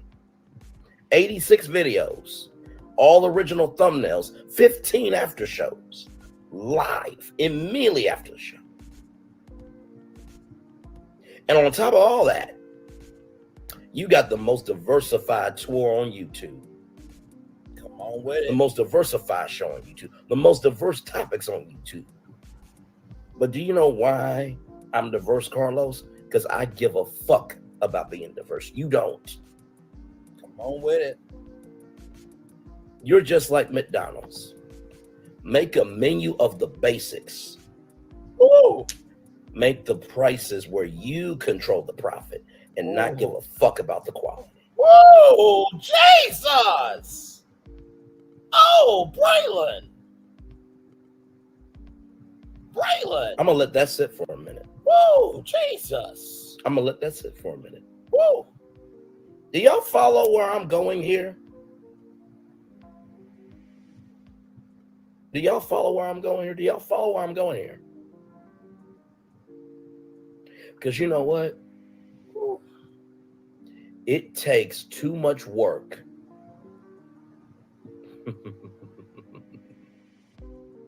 I'll put it like this. Let's use some Disney terminology. You ready? It's easier to run a pizza planet than it is to run Tiana's place. Oh, I remember when I said that shit. Go ahead, Ray. Go ahead. It's easier to run Pizza Planet than Tiana's place. Come on now. It's easier to run Pizza Planet than it is Tiana's place. Come on now. And you want to know why it's easier to run Pizza Planet than Tiana's place? Because Pizza Planet sets everything up for you. The whole building, all the games, the pizza, the wings, the food. They set up everything for you. Come on with it, bro. But with Tiana's place, you got to create something. You know what? Speaking of that,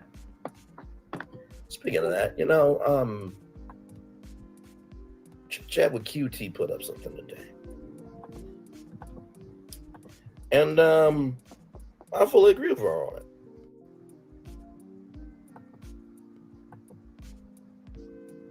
I fully agree with her on it.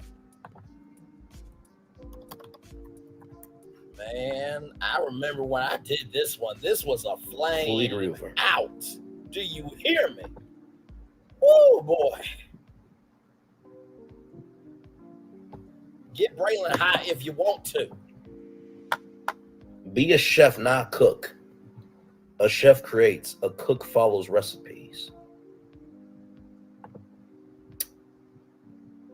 To my point, it's easier to run a pizza planet because all you gotta do is follow the recipes. They ain't nothing original. You're just creating duplicates. Oh. But to be a chef, to be original, to put time, energy, and commitment into something. Oh, come on, Braylon. Not knowing that it's gonna work out. Now, but you know that you got enough in you. If you believe in you, and other people can see that, you will be an original. Carlos, you've been cooking with the same recipes for too damn long. And people are recognizing now, oh, wait a minute, there's restaurants out here that have original dishes. My taste buds have range. And you do not create anything for any taste buds to experience the fact that they know that they can have range. Come on. You serve basic shit to people that just want to be basic. Oh! You're about quantity, not quality. Be a chef, not a cook. A chef creates, a cook follows recipes. Oh, my Lord. Thank you, Chit Chat. Love you as always. We're almost there, y'all, to a full-fledged hour. Let me thank some people here, Nikki. Woo! Let the church say amen. Let the church say amen. Let the church say amen. You know, when I came up with that pizza plan versus Tiana's place, I came up with that live on the spot. Because it's true. At Tiana's place, you got to be a chef. At Pizza Planet, all you got to do is be a cook. There's a distinction with a difference. So that deal or no deal analogy, now we're down to that round of the final of getting. Now we're down to that round where you got to choose one case at a time. In that final case, you don't know what's in it. Oh, my Lord. Like I said, the kids matter. And if you defending somebody having a second chance, just because you can't stand melody, that says more about you, that you don't care about kids. Because kids should always come first before a damn dad or a mom. because they didn't ask to be here. Okay? To everybody who is supporting Martell, y'all being a cook following his recipe. Meanwhile, the rest of us are being chefs understanding the ingredients and the weight of those ingredients and the flavors need to balance because we need to be responsible for what the hell we do. Pizza Plant has some good pizza. It's a pizza chain in New York City. Hearing Pizza Plant made me hungry. You know what? Damn you, Lady B. Damn you. All right, y'all. Listen. This is why I love our show so damn much. This is why I love our show so damn much. All right, y'all. Woo! Like I said, I needed to talk about Ray J, talk about Love and Marriage Huntsville. So, with that being said, here we go, y'all. The Jasmine brand. Jeezy vehemently denies Jeannie Mai abuse claims, provides photos and text messages. This came out 23 hours ago. The Jasmine brand exclusively reports new details surrounding the latest allegations between Jeannie Mai and her estranged husband, Jeezy. Today, or yesterday, April 25th, Jeannie Mai submitted court documents claiming that Jeezy have physically abused her. She specifically alleges that there was an incident where Jeezy pushed her down the stairs. In the court documents, the TV host provides photos of her alleged injuries. However, Jeezy vehemently denies these abuse allegations. The rapper and author says the specific incident that she is referring to is a complete lie. Court documents state that the injuries that Jeannie references are actually from a golf court. I think they meant to say from a golf cart accident. Below are photos and text that illustrate how the injury happened and the time frame in which it occurred. Jeezy also provides photos of the injuries that he allegedly suffered from the golf cart accident. Jeannie Mai alleges that the incident took place in April. The text messages indicate a date of June, months after the alleged incident. So trigger warning to everybody, these are the receipts right here. So right here, babe, be done getting my hair cut in 40 to 45 to 50 minutes. Tell Monaco, can Monaco stay up so I can tell her good night? Yes, Papa, we miss you. And so here is Jeannie Mai. There is Monaco, beautiful baby Monaco there. I think these are the injuries sustained from Jeannie Mai. Babe, hi baby, we just landed. So here's the golf cart right here. And then there's Monaco in the pool. Of course, this is WhatsApp. So there's the golf cart there. Baby, I have a lot of dresses to wear this week. So sorry. I'm so sorry. I'm so sorry, babe. Have to forgive myself for putting you in danger. Been uneasy and sad about that. It was not intentional. It was more of an accident. But we do need to be more careful, especially when you're drinking, babe. I know you don't. I don't think you know your own strength when you drink. Here's a voice message from Jeezy. There's a voice message from Jeannie Mai. And then I think that's a vacation photo. Right here from Snow, it looks swollen. And how open was your foot? It looks like you may need stitches, but it's healing. Stop using the peroxide. Get these two products here and here. Looks like CVS Pharmacy, Shekel Mazella, and Etsy wound something, I think. If I'm not mistaken, I could be wrong. Have you sustained any other issues like head or seizures? And there is the foot there. So let's go to the comment section here. The fat sir, you drove a golf cart drunk. Let's not forget he addressed the golf cart incident, but the incident of choking her in a hotel from behind, pushing her to the point security at the hotel came and helped you. I don't think they need to have I don't think they had that recorded. LL, baby, be for real. Wait, so why is this all of our business? And I'm confused. This is Jeezy's foot. Okay, let me go back and try this one more time. Why are they using WhatsApp? Glad he kept the receipts. I don't think you know your own strength when you drink. What that mean? So why didn't she want the divorce if she was being abused? I know if you believe him now, because what hair was you getting cut? Lord help me. Y'all stay out of black men and their exotic white women preferences business. She also discussed the golf cart filings, and in her filings a separate incident. Her point was he was drunk unbeknownst to her. This is a prime example of her wanting him for a good time, not a long time. This is most of the most Jeezy been the blogs behind this woman. Y'all need to stop defending Color Star like a character. He never said that he did abuse her, though. Peep that he just said the photos weren't from said abuse, but from the golf cart incident.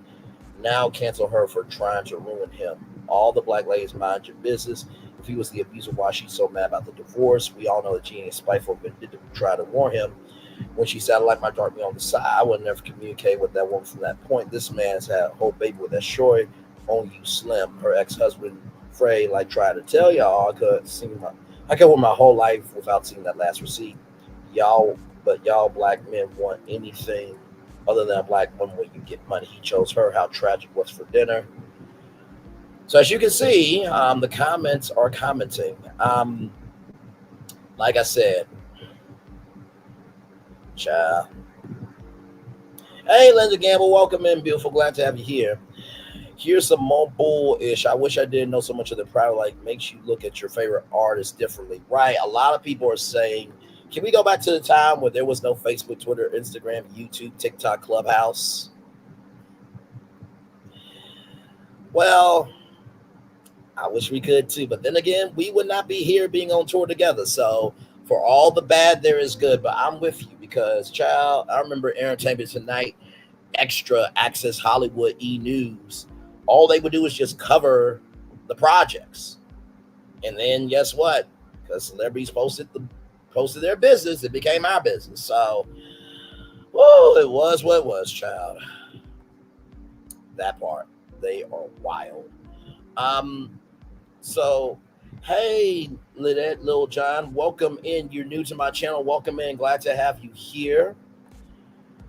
Yeah, the comments are wild, for sure. Now, I want to talk about this with y'all because I saw something about Michael Strahan yesterday. Y'all, listen to this. This comes to us from the New York Post by way of Yahoo Entertainment or Yahoo Entertainment. Michael Strahan daughter Isabella reacts to fan not knowing if she is alive as she battles brain cancer. Are you still alive? With the crying emojis. Michael Strahan's daughter Isabella has no time for haters. The 19-year-old who is battling brain cancer had the best response when asked if she was still alive on social media. In a new video, Isabella danced to Sexy Red's Get It Sexy while wearing gray sweatpants and a sweatshirt after someone commented, are you still alive? Better than ever, one person wrote, to which Isabella replied, not going anywhere. Thanks for the update. I was worried. Second follower wrote, are y'all sick? You know what? I'm getting really tired of the ignorance running amok on social media. Do y'all not do your research? Obviously you don't. Because we over here have been covering Isabella Strahan and her journey since the very beginning.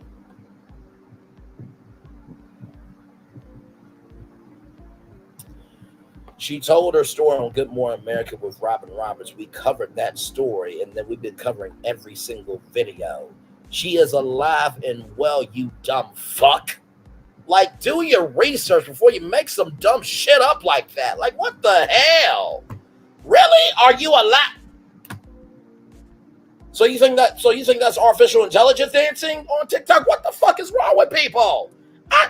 Shit.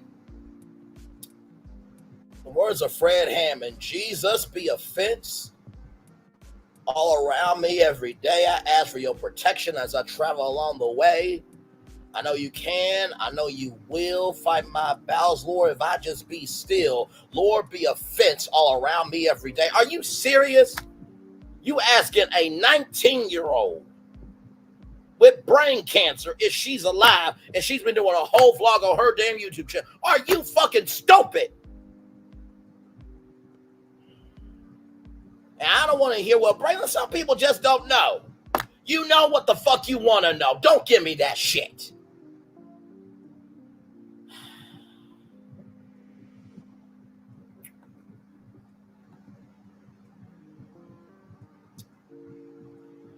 University of Southern California student, her famous dad revealed her diagnosis during the episode Good Morning America in January. She was diagnosed with a malignant brain tumor known as neuroblastoma in October, stayed in the hospital for 3 or 4 days because she began a lot of fevers after her first cancer treatment. She is almost done. She will be done in May. Praise the Lord. Thank God. Hallelujah. We're Team Strahan over here. During her stay, she underwent her first blood transfusion and an MRI of her eyes. She celebrated her last radiation treatment in February. It has been rough. It has been challenging. It's been very hard, but I know time will heal and things will get back to, I can't really say normal because there's not really a normal now in my life.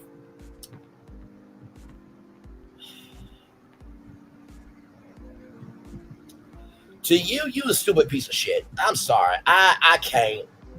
The former athlete 52 chimed in. Michael Strahan chimed in. It's tough to see her go through it, but I know she's a tough young lady. She's going to make it through it. Earlier this month, Isabella revealed that she experienced a setback and had to undergo a third brain surgery. It's not as bad as the first time, but I'm really in pain. They do give me pain medicine.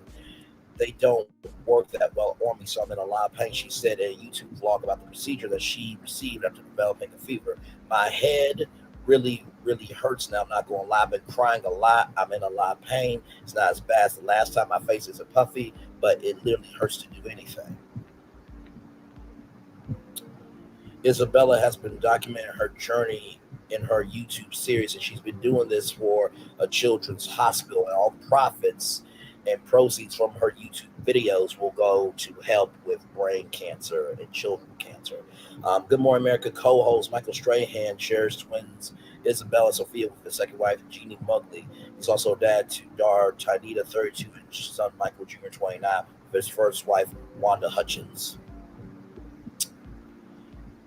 I'm going to need people to be better with opening their mouth.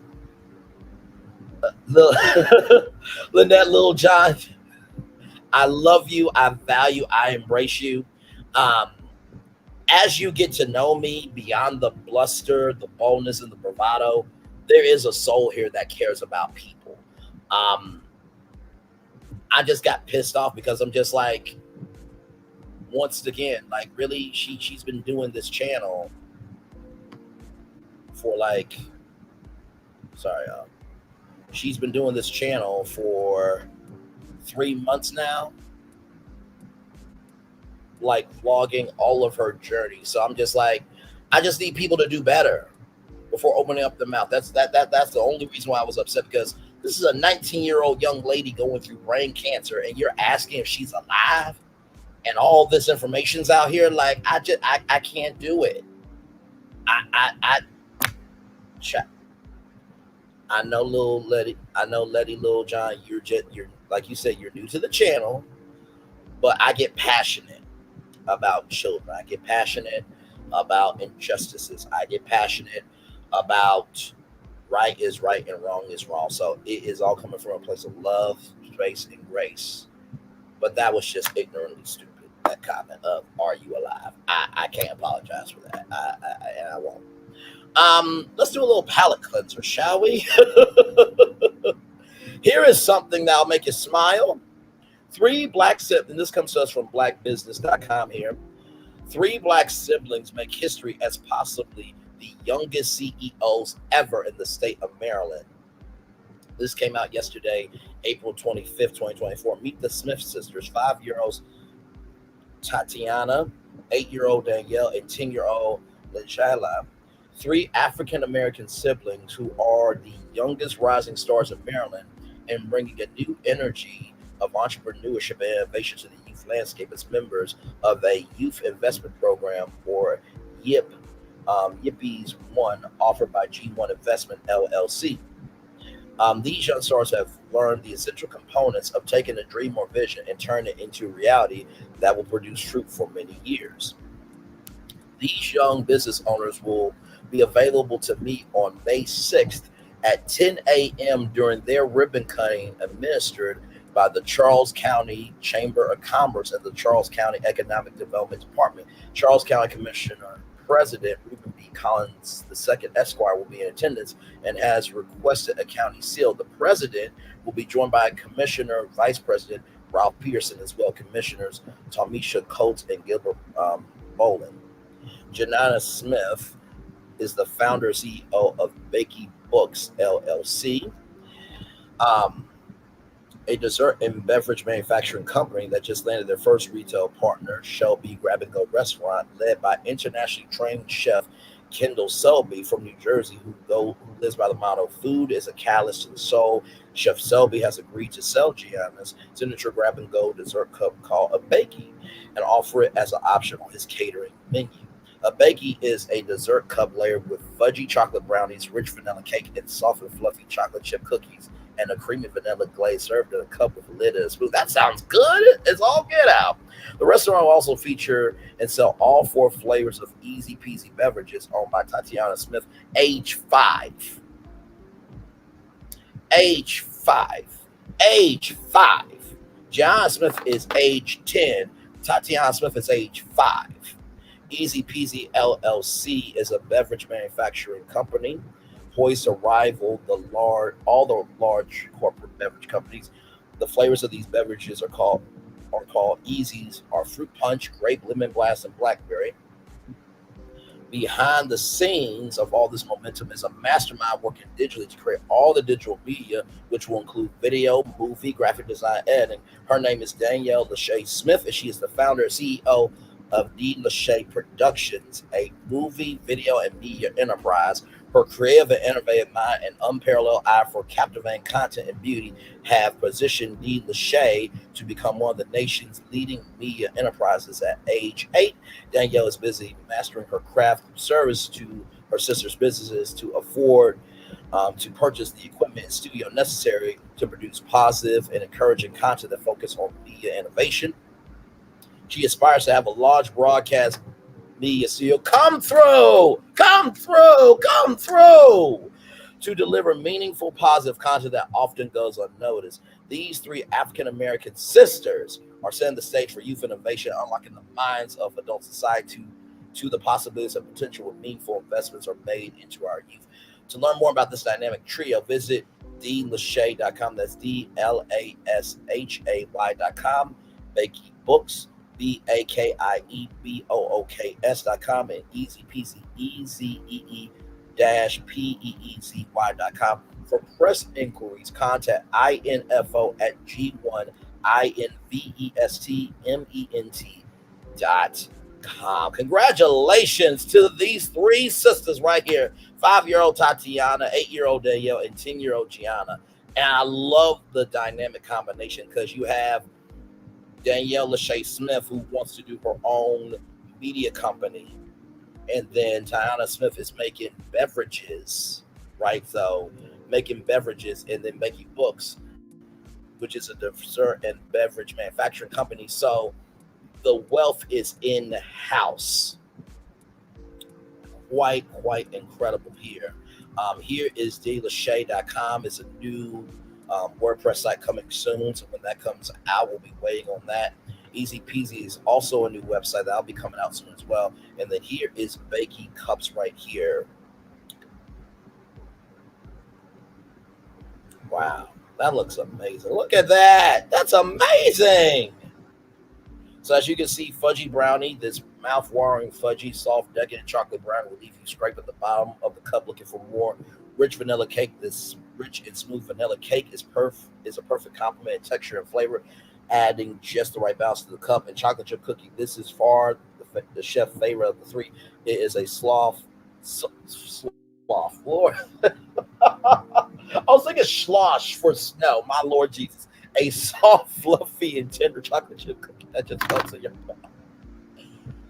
You never know what happens when you go live on tour, ladies and gentlemen. Lord help me. So here it is here. So you get vanilla glaze at the bottom, chocolate chip cookie, layer of vanilla glaze, chocolate chip, chocolate brownie, vanilla glaze, and then vanilla cake, and that is all in a baking cup. All orders are made fresh. We only use organic ingredients, supporting youth entrepreneurship, a faith-based company, family owned and operate, no baking, packaging, or cleanup, quality, consistency every time. That is absolutely amazing here.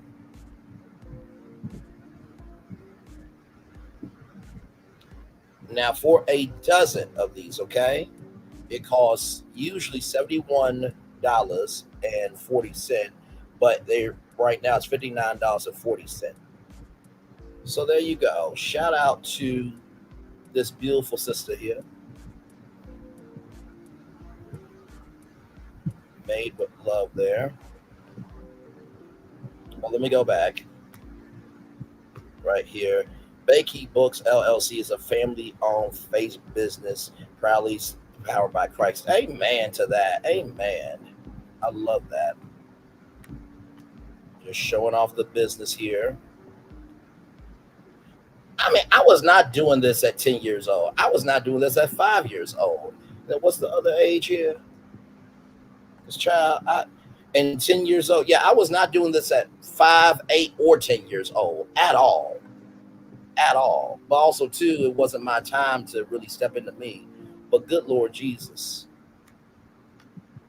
Beautiful, beautiful, beautiful. Y'all, listen. I will drop the link for Keke Books if you guys want to support this great company here. Yes, indeed. Yeah, absolutely. Absolutely. So here is Keke Books. And then here is the story here of the youngest CEOs in Maryland, in Baltimore, Maryland. So shout out to them for sure.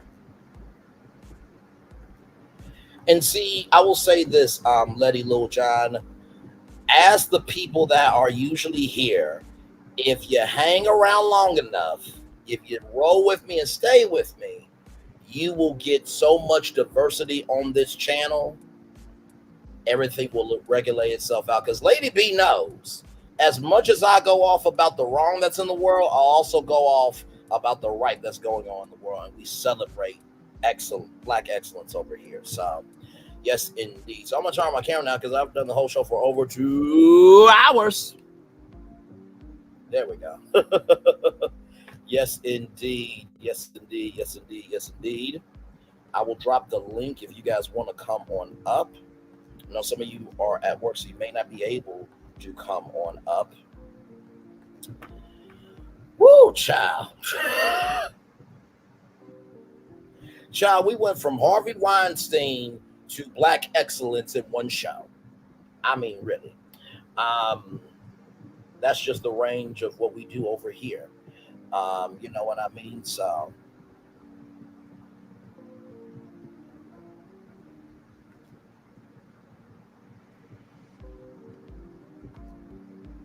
there you go. The link is pinned. You know, we're gonna take a little commercial break because after all of that, child, we need a commercial break, don't we? I think we do. So we'll take a little commercial break. And we'll be back with more Virtual Tour Live right after this. Roll it. For years, people have been singing all about my chicken. Love that chicken from Popeyes. Nobody has a love affair with chicken like you do with my slow marinated hand-breaded Popeyes bona fide chicken. And right now it's Love That Chicken Month at Popeyes with 2 big pieces and a biscuit for just $2.99. So what are you waiting for? Come get some of my world famous chicken and raise your mighty voices. Love that chicken from Popeyes. Things have been a little quiet around here. We've missed the fun, we've missed the excitement, we've missed the entertainment, we've missed the nightlife, but most of all, we've missed you. We're getting ready. Caesar's Rewards. We can't wait to welcome you back.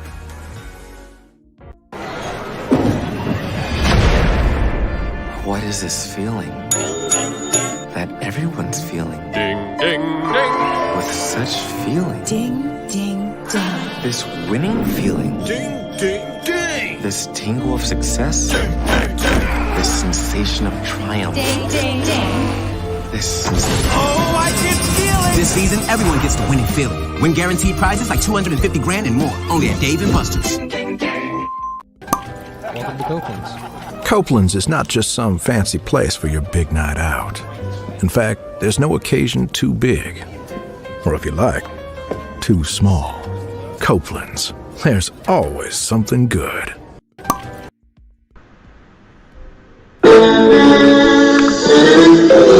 Sweet boy and blue, one look at you, and it was plain to see you were my destiny.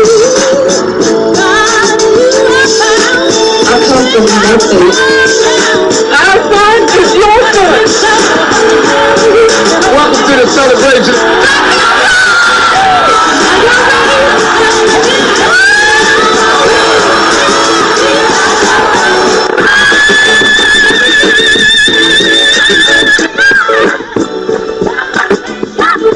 We all we got.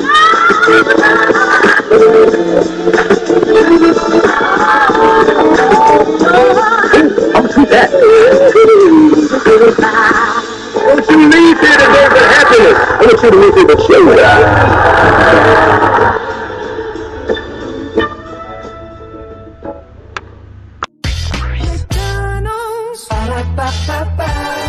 I'm loving it.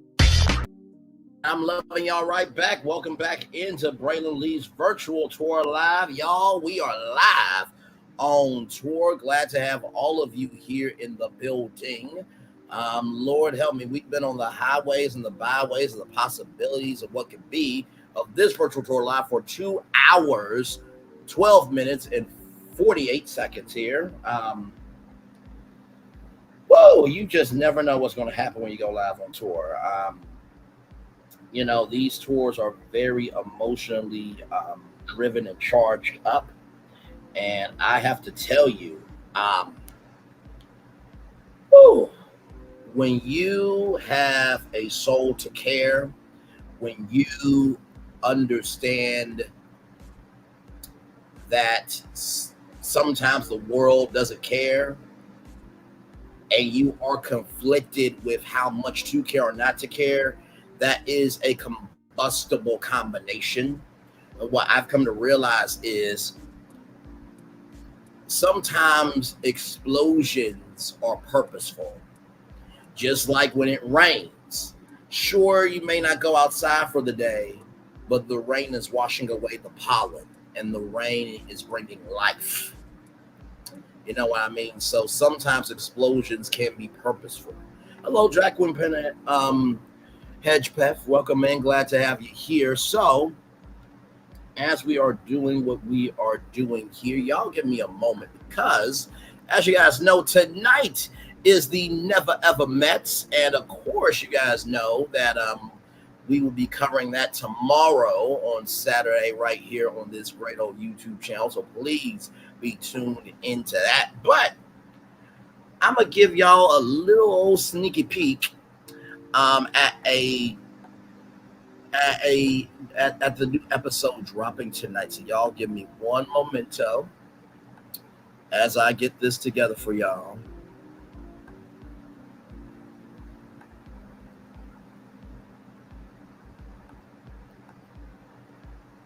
Download it here. Yes, indeed. Let me get it here. Let me get it here. Let me get it here. I hope you guys Friday morning is going well now. It is 1:15 in the afternoon, 15 minutes after 1 o'clock. It is noon. It is noon down south. Let me see what time it is on the West Coast right now. 1:15 p.m. to Pacific. So it is 10 a.m. on the West Coast, 11 a.m. in the mountains, and then Hawaii time.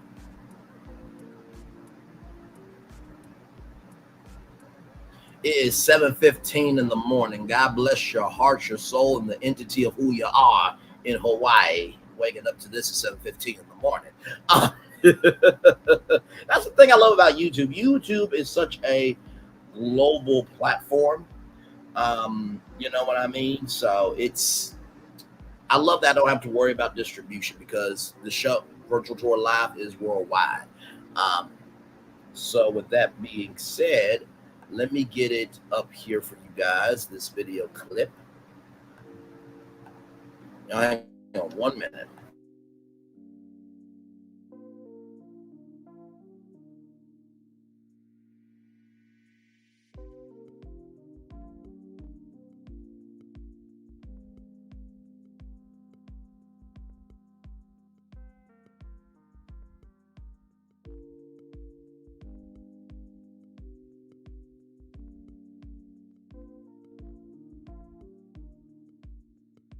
So yes, indeed, 8 people were just here. Thank you so much. 6 people are here now.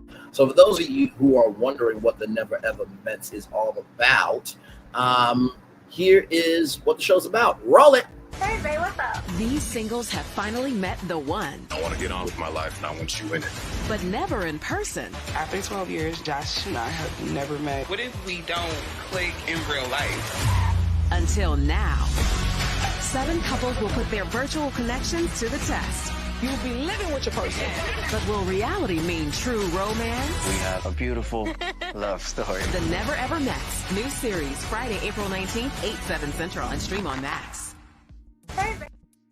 That correctly. 7 black couples who have been dating virtually, but they've never met in real life. It debuted on April 19th, Friday, April 19th at 8/7 Central, only here. Hashtag on keeping it real. And the first episode was a hot episode. So yes, indeed. So yeah, that will be happening again tonight at 8/7 Central, only here. Hashtag on keeping it real.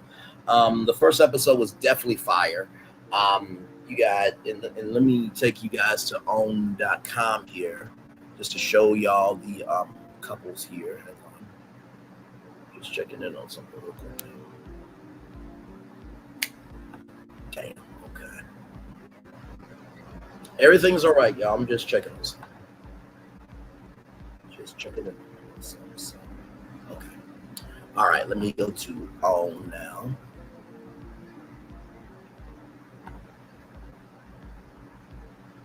All right.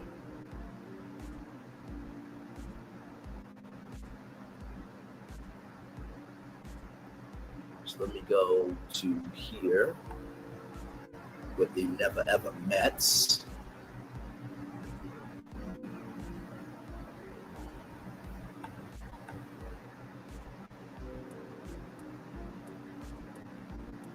So let's look at the cast here. Let me get this rolled up for y'all. No, this is not CK Production. No, it is not. This is Bun Murray Productions. This is Bun Murray Productions here. Let me show y'all this here. Hang on. Because y'all know what I do around here. I give y'all my receipts. Do I not often? Yes, I do. So let me get that receipt up for you, Jacqueline. Because that's a good question. Someone else asked that. I'm like, no, this is not Carlos King's show. I don't think Carlos has the capacity, capability, or comprehension of brain cells to form a brain to produce something this original, disrespectfully and respectfully. So let me get that receipt up for you all here. So, okay. So let me present here.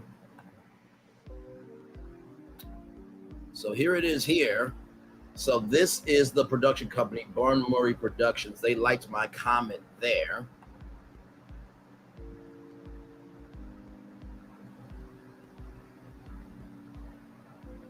And this is Bun Murray Productions here. So they produce the show. They've been around since 1987. So this is the production company that produces the show. Like I said, I was the first one to really break the show because, as you see here, Aaron Howard is a cast member on the show. Mm-hmm. And bada bing, bada boom. 6 bang boom right here. So he commented on my video here. He commented on a couple of others, but he said he said I was the first one that he saw cover the show. So I keep my receipts. I keep my receipts. Now, for everybody that's going to say, Braylon, you didn't break it first. You know what happens when you say what I have not done, not knowing who the hell I am. I gotta do what I gotta do. So y'all give me one moment. Mm-hmm. Yes, indeed. Well, one second. I just want to make sure it's real quick.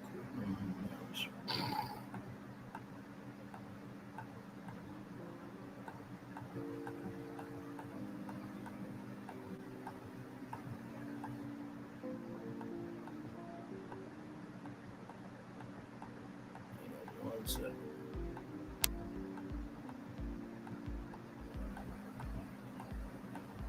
Hang on.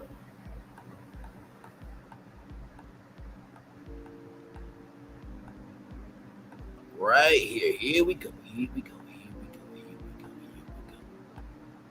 Let's show y'all some receipts right here. Yes.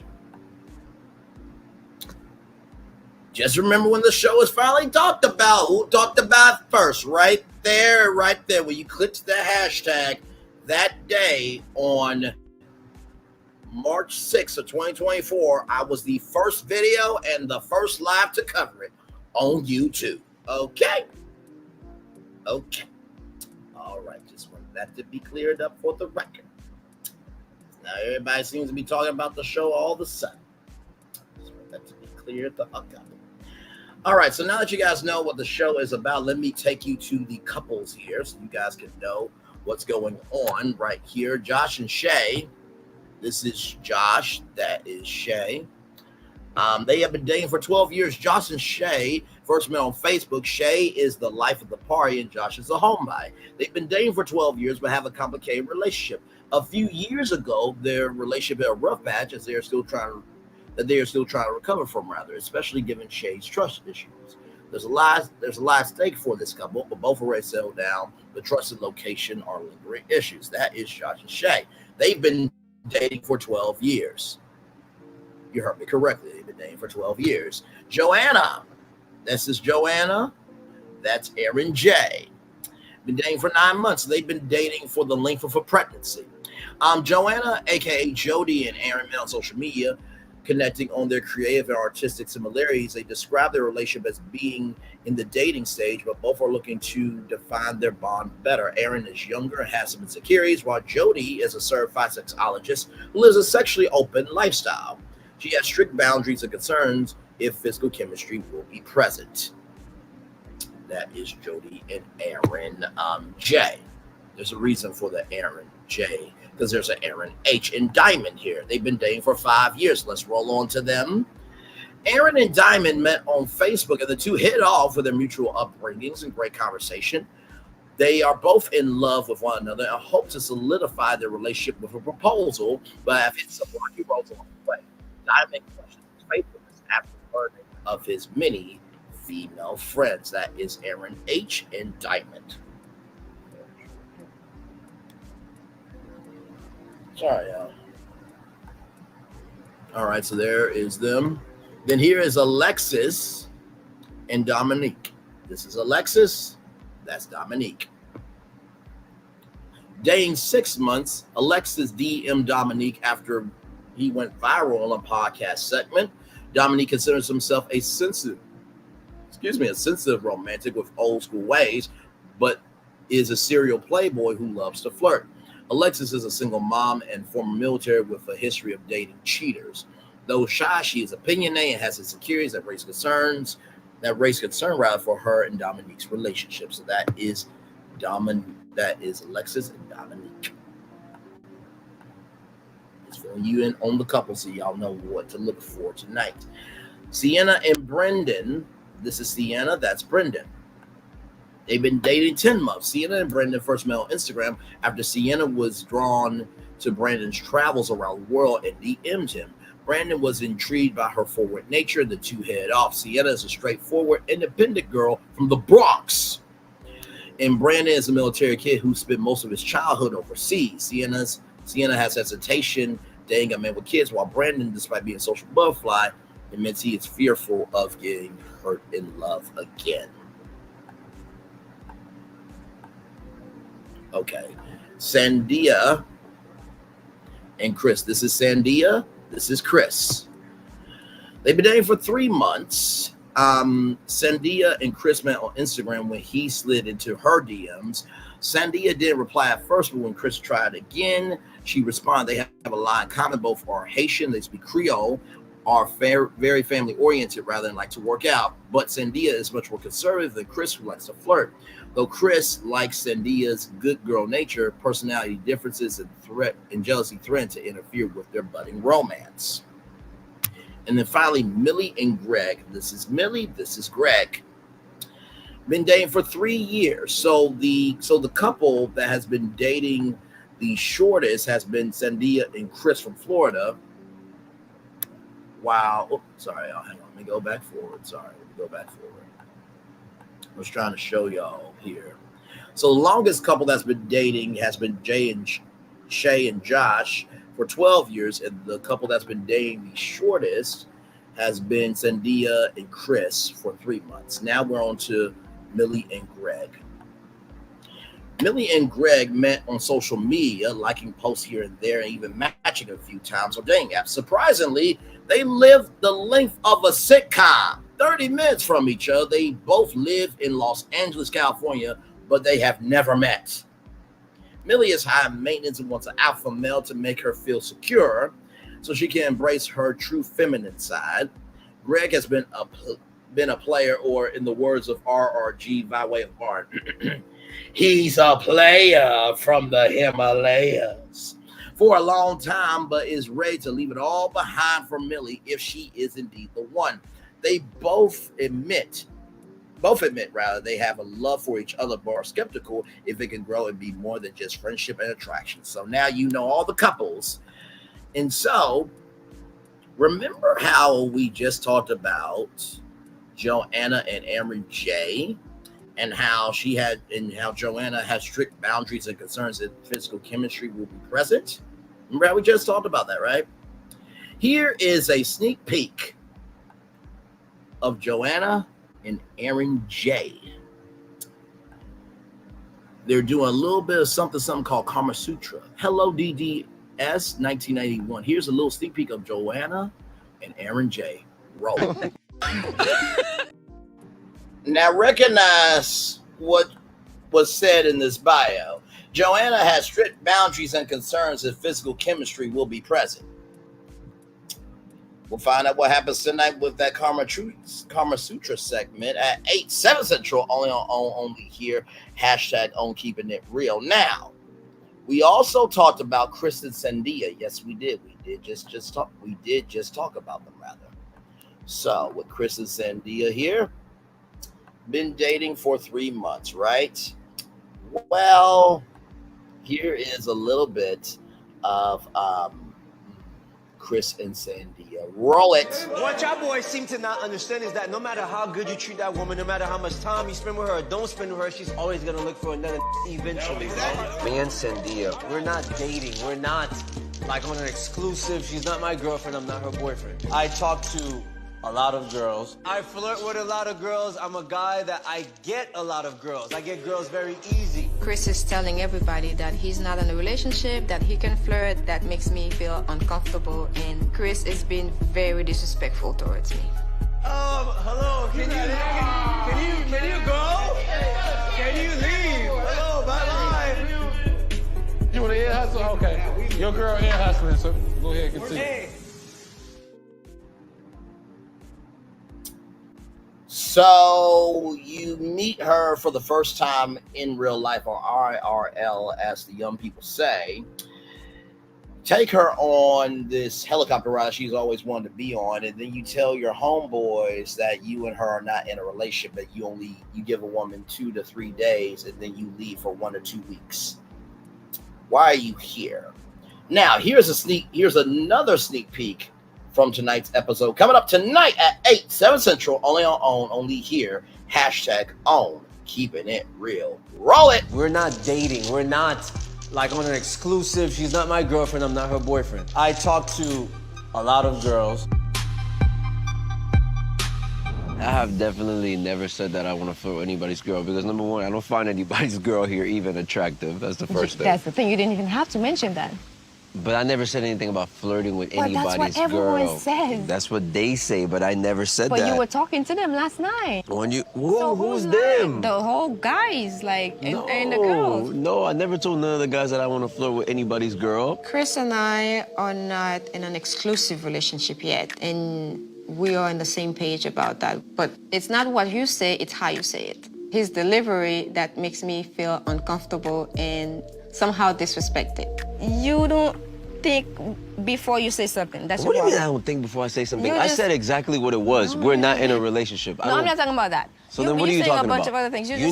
Okay, so you need to specify what you're talking about. What are you talking about? Okay, when you're saying like, okay, so that, you don't trust anybody, like you can a girl like the first night, like there are things you don't say.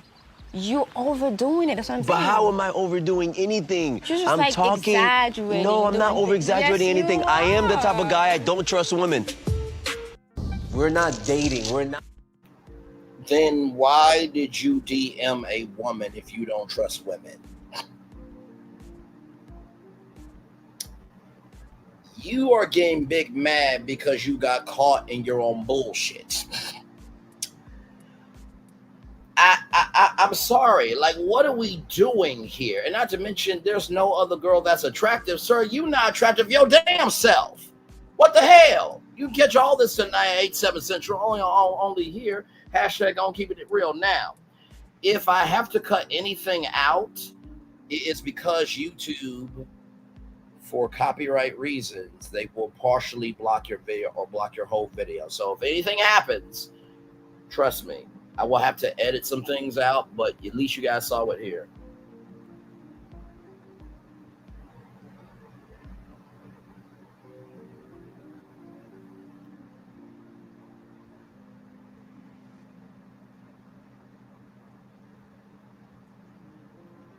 So yes, indeed. So that is a little bit of that show.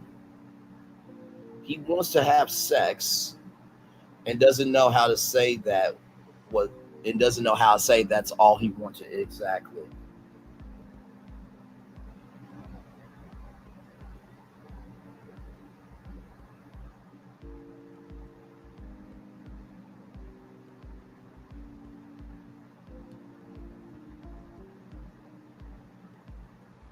So yes, indeed. And yeah, I mean, honestly, that was the thing for me. Like, if you don't want her, why are you here?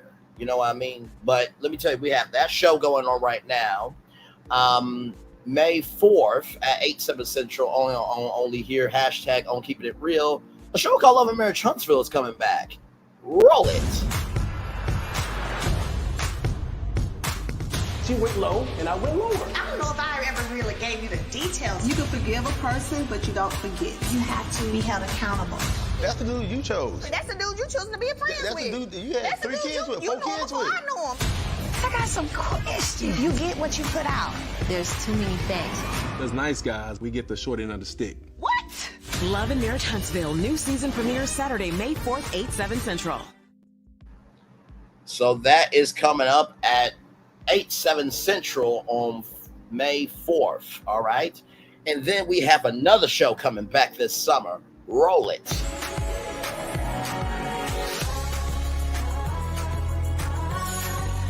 Did you miss us?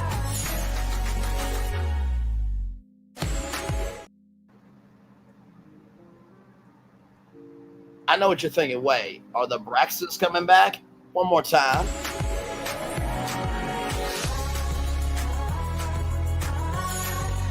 Did you miss us?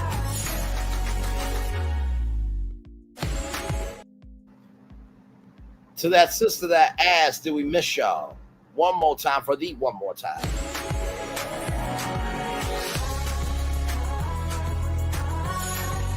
Did you miss us?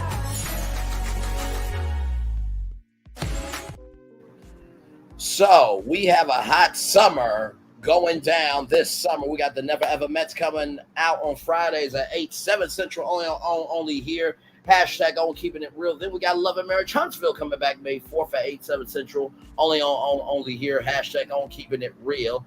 And then the Braxtons are coming back this summer to We TV, and All Black is going to be a hot summer for television. And it's going to be a good damn summer at that. Lord help me. Woo!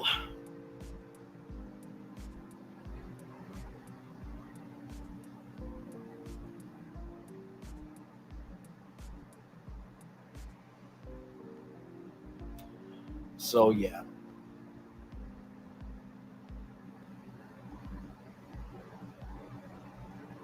So, yes, indeed here. So, for those of you who are wondering, what are we doing tonight at 6 p.m., I'm glad that you asked. For those of you who may or may not know about it, Amanda Seals went to Club Shay Shay, did an interview. Y'all, I am almost done with the 3-hour interview. Yes, it was 3 hours, 10 minutes, and 9 seconds, y'all. So we are going to review that tonight. I'm almost done taking all my notes, and then the thumbnail will be made. So we are going to go over the whole entire interview tonight. Yes, because there was a lot said. She recently got diagnosed with autism. We will talk about that. She talked about Issa Rae. There was a brother named Myron Roll that she allegedly brought up allegations of sexual harassment, and turns out those allegations were not true. So far in the interview, I have not seen her talk about that at all. I had seen Shannon ask about it. Maybe he didn't know about it. You know what I mean? But hey, listen, it is all good in the neighborhood. So you know what I mean? So yes, we will talk about all that tonight. So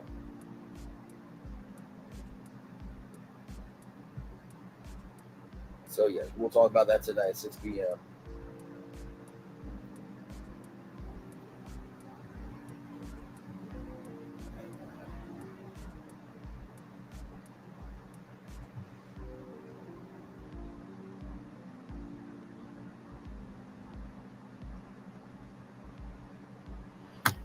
So yeah. So yeah, we're gonna review that tonight. And there's another interview that I'm going to get into. Y'all remember Christopher Massey and Kyle Massey's mom when she said, and I quote, that she was going to support Dan Schneider no matter what. Well, guess what? She did an interview with Comedy Hype. I am going to watch that as well and take my notes, and we're going to review that as well. So it's a lot of content out here to review and discuss and to dive into, and you know we are that much of a cultural channel over here. Let me go watch because she gives I've been an a-hole all my life. All my life I had to fight. I'm just gonna say this right now. There's a lot in this interview that I will say I did not know of, but the attitude was very giving. Listen, this is my experience. You're just a facilitator to listen. And I will just leave it there. So yes, we will talk about all that tonight at 6 p.m. So soon, I'm literally almost done, y'all. I just gotta do a couple of more notes here. But once I have that, then I will be done. So yeah.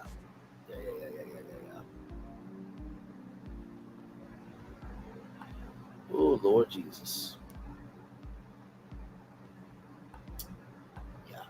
So we shall see very, very soon, everybody. So I think that is our show. We've done quite a lot this morning. It's 1:41 in the afternoon now, and child, y'all get ready for 6 o'clock. Jesus Christ. Like I said, I hope y'all. Right, you don't know Shannon Sharpe, but you know Amanda. So Shannon Sharpe, he was on NFL Today. He was on Undisputed with Skip Bayless. Whomever is the other person you're talking about, I don't know. Yeah, so Shannon Sharpe, he's been on NFL Today. He was on Undisputed. and now he has Club Shay Shay, which is his podcast, talk show platform. Spit what out? I'm not going to give the review before the review. No, I don't cheat y'all like that. No. No.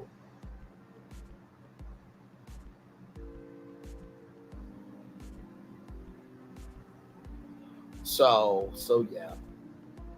Let me thank everybody for coming through this morning. Lady B, thank you so much. Jacqueline Hedepesh, thank you so much. DDS 1961, thank you. Let's see here.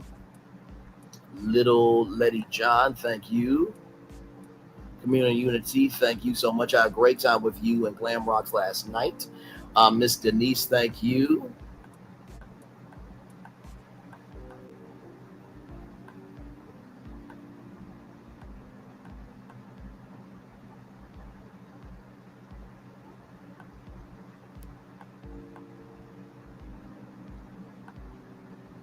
Let's see here. Dominique, much love to you.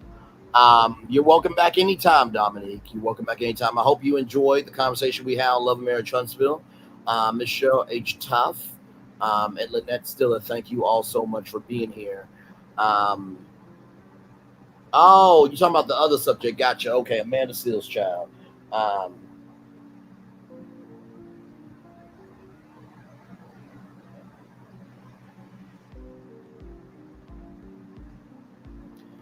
So yes, Amanda Seales, she was on My Brother and Me on Nickelodeon. She was in Insecure. She was Amanda the Diva on MTV. So she's been in the game for a very long time. So yeah, it's child. It's y'all. It is a 3-hour interview. I hope y'all appreciate the work I do. Listen. Okay, because that was a lot for a 3-hour interview. The last time I reviewed a interview from Shannon Sharp was when it was Shannon Sharp and Monique. You know what I mean? So that went really good. Then, of course, the Cat Williams interview, the most watched YouTube video of all time. Yes, 3 hours is a long damn interview. I mean, listen, I go live for 3 hours, but at least, we talk about other things here. Child.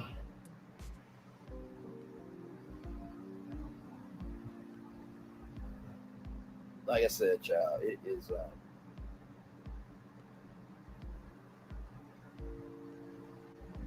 like I said.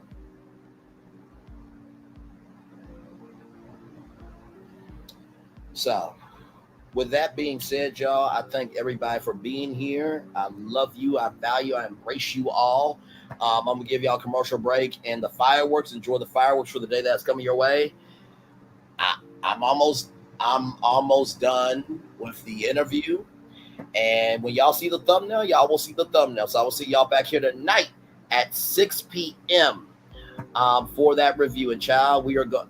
And listen, be here right at 6, because I'm going from the rooter to the top of the show, and that interview to the tutor. To the bottom of the interview, okay? So listen, please be there at 6, all right? One love, much love, all love. I feel the love. I'll send it right back to you. Commercial break. Fireworks. Bye, everybody. See you tonight at 6 p.m. Love y'all. Bye.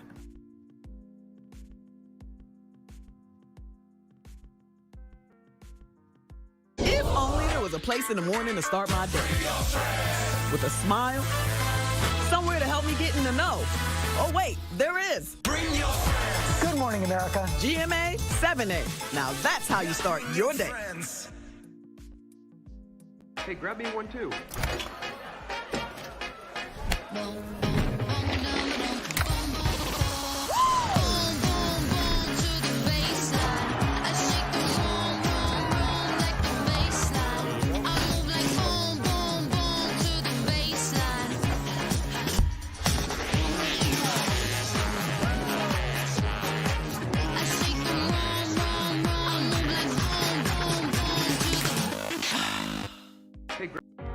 Things have been a little quiet around here.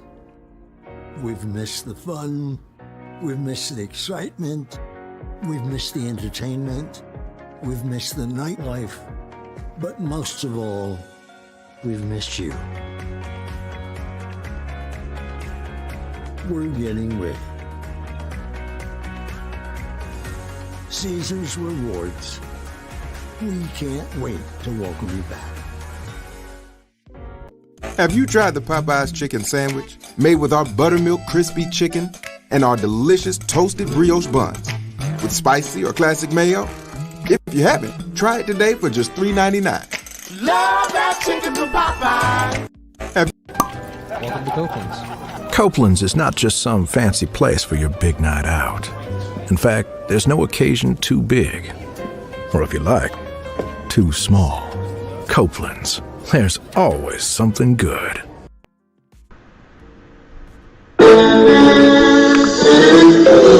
Sweet boy and blue, one look at you, and it was plain to see you were my best I knew. I come from my face. Our son is your son. Welcome to the celebration.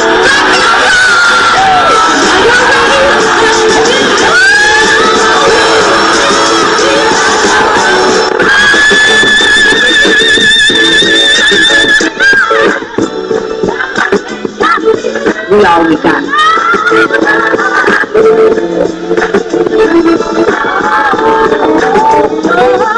I'll do that.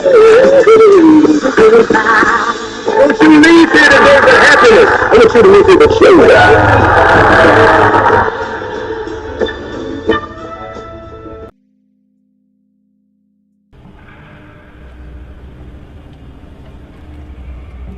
I got a question for you. What does this city know about luxury? Huh? What does a town that's been to hell and back know about the finer things in life? Well, I'll tell you. More than most. You see, it's the hottest fires that make the hardest steel. Add hard work and conviction, and the know-how that runs generations deep in every last one of us. That's who we are. That's our story.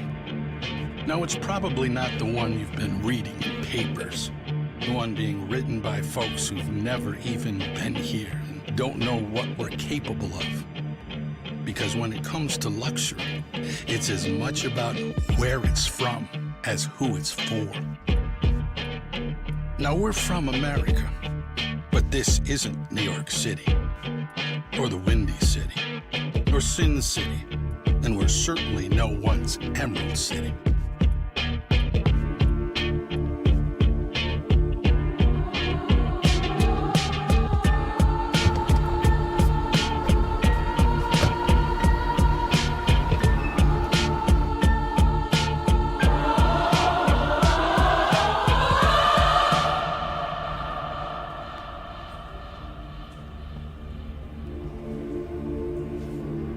This is the Motor City, and this is what we do.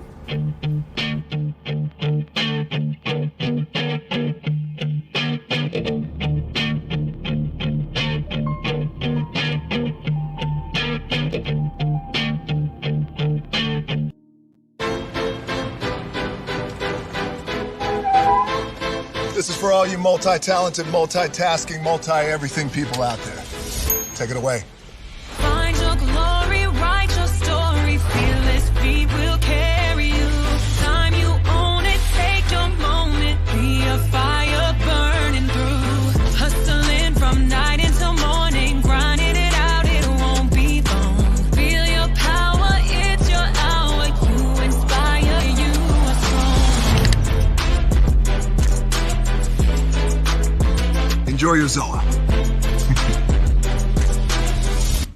No applause? You're all fired.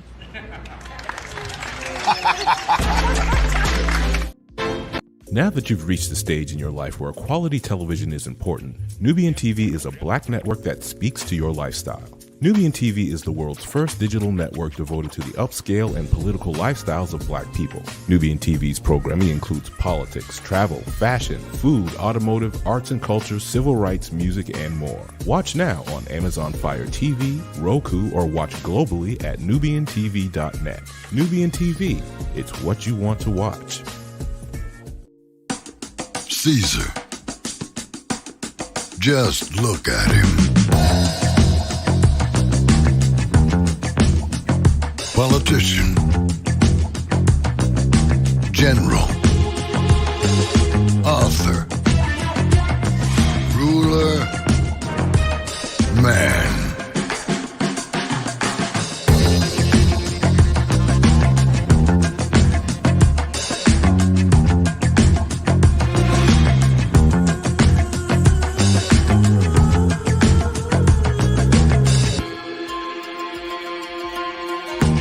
Legend has it, he's not only stared into the belly of the beast, he's had it for dinner. Here he's free to relax, or party, or relax, or party, or relax, and party.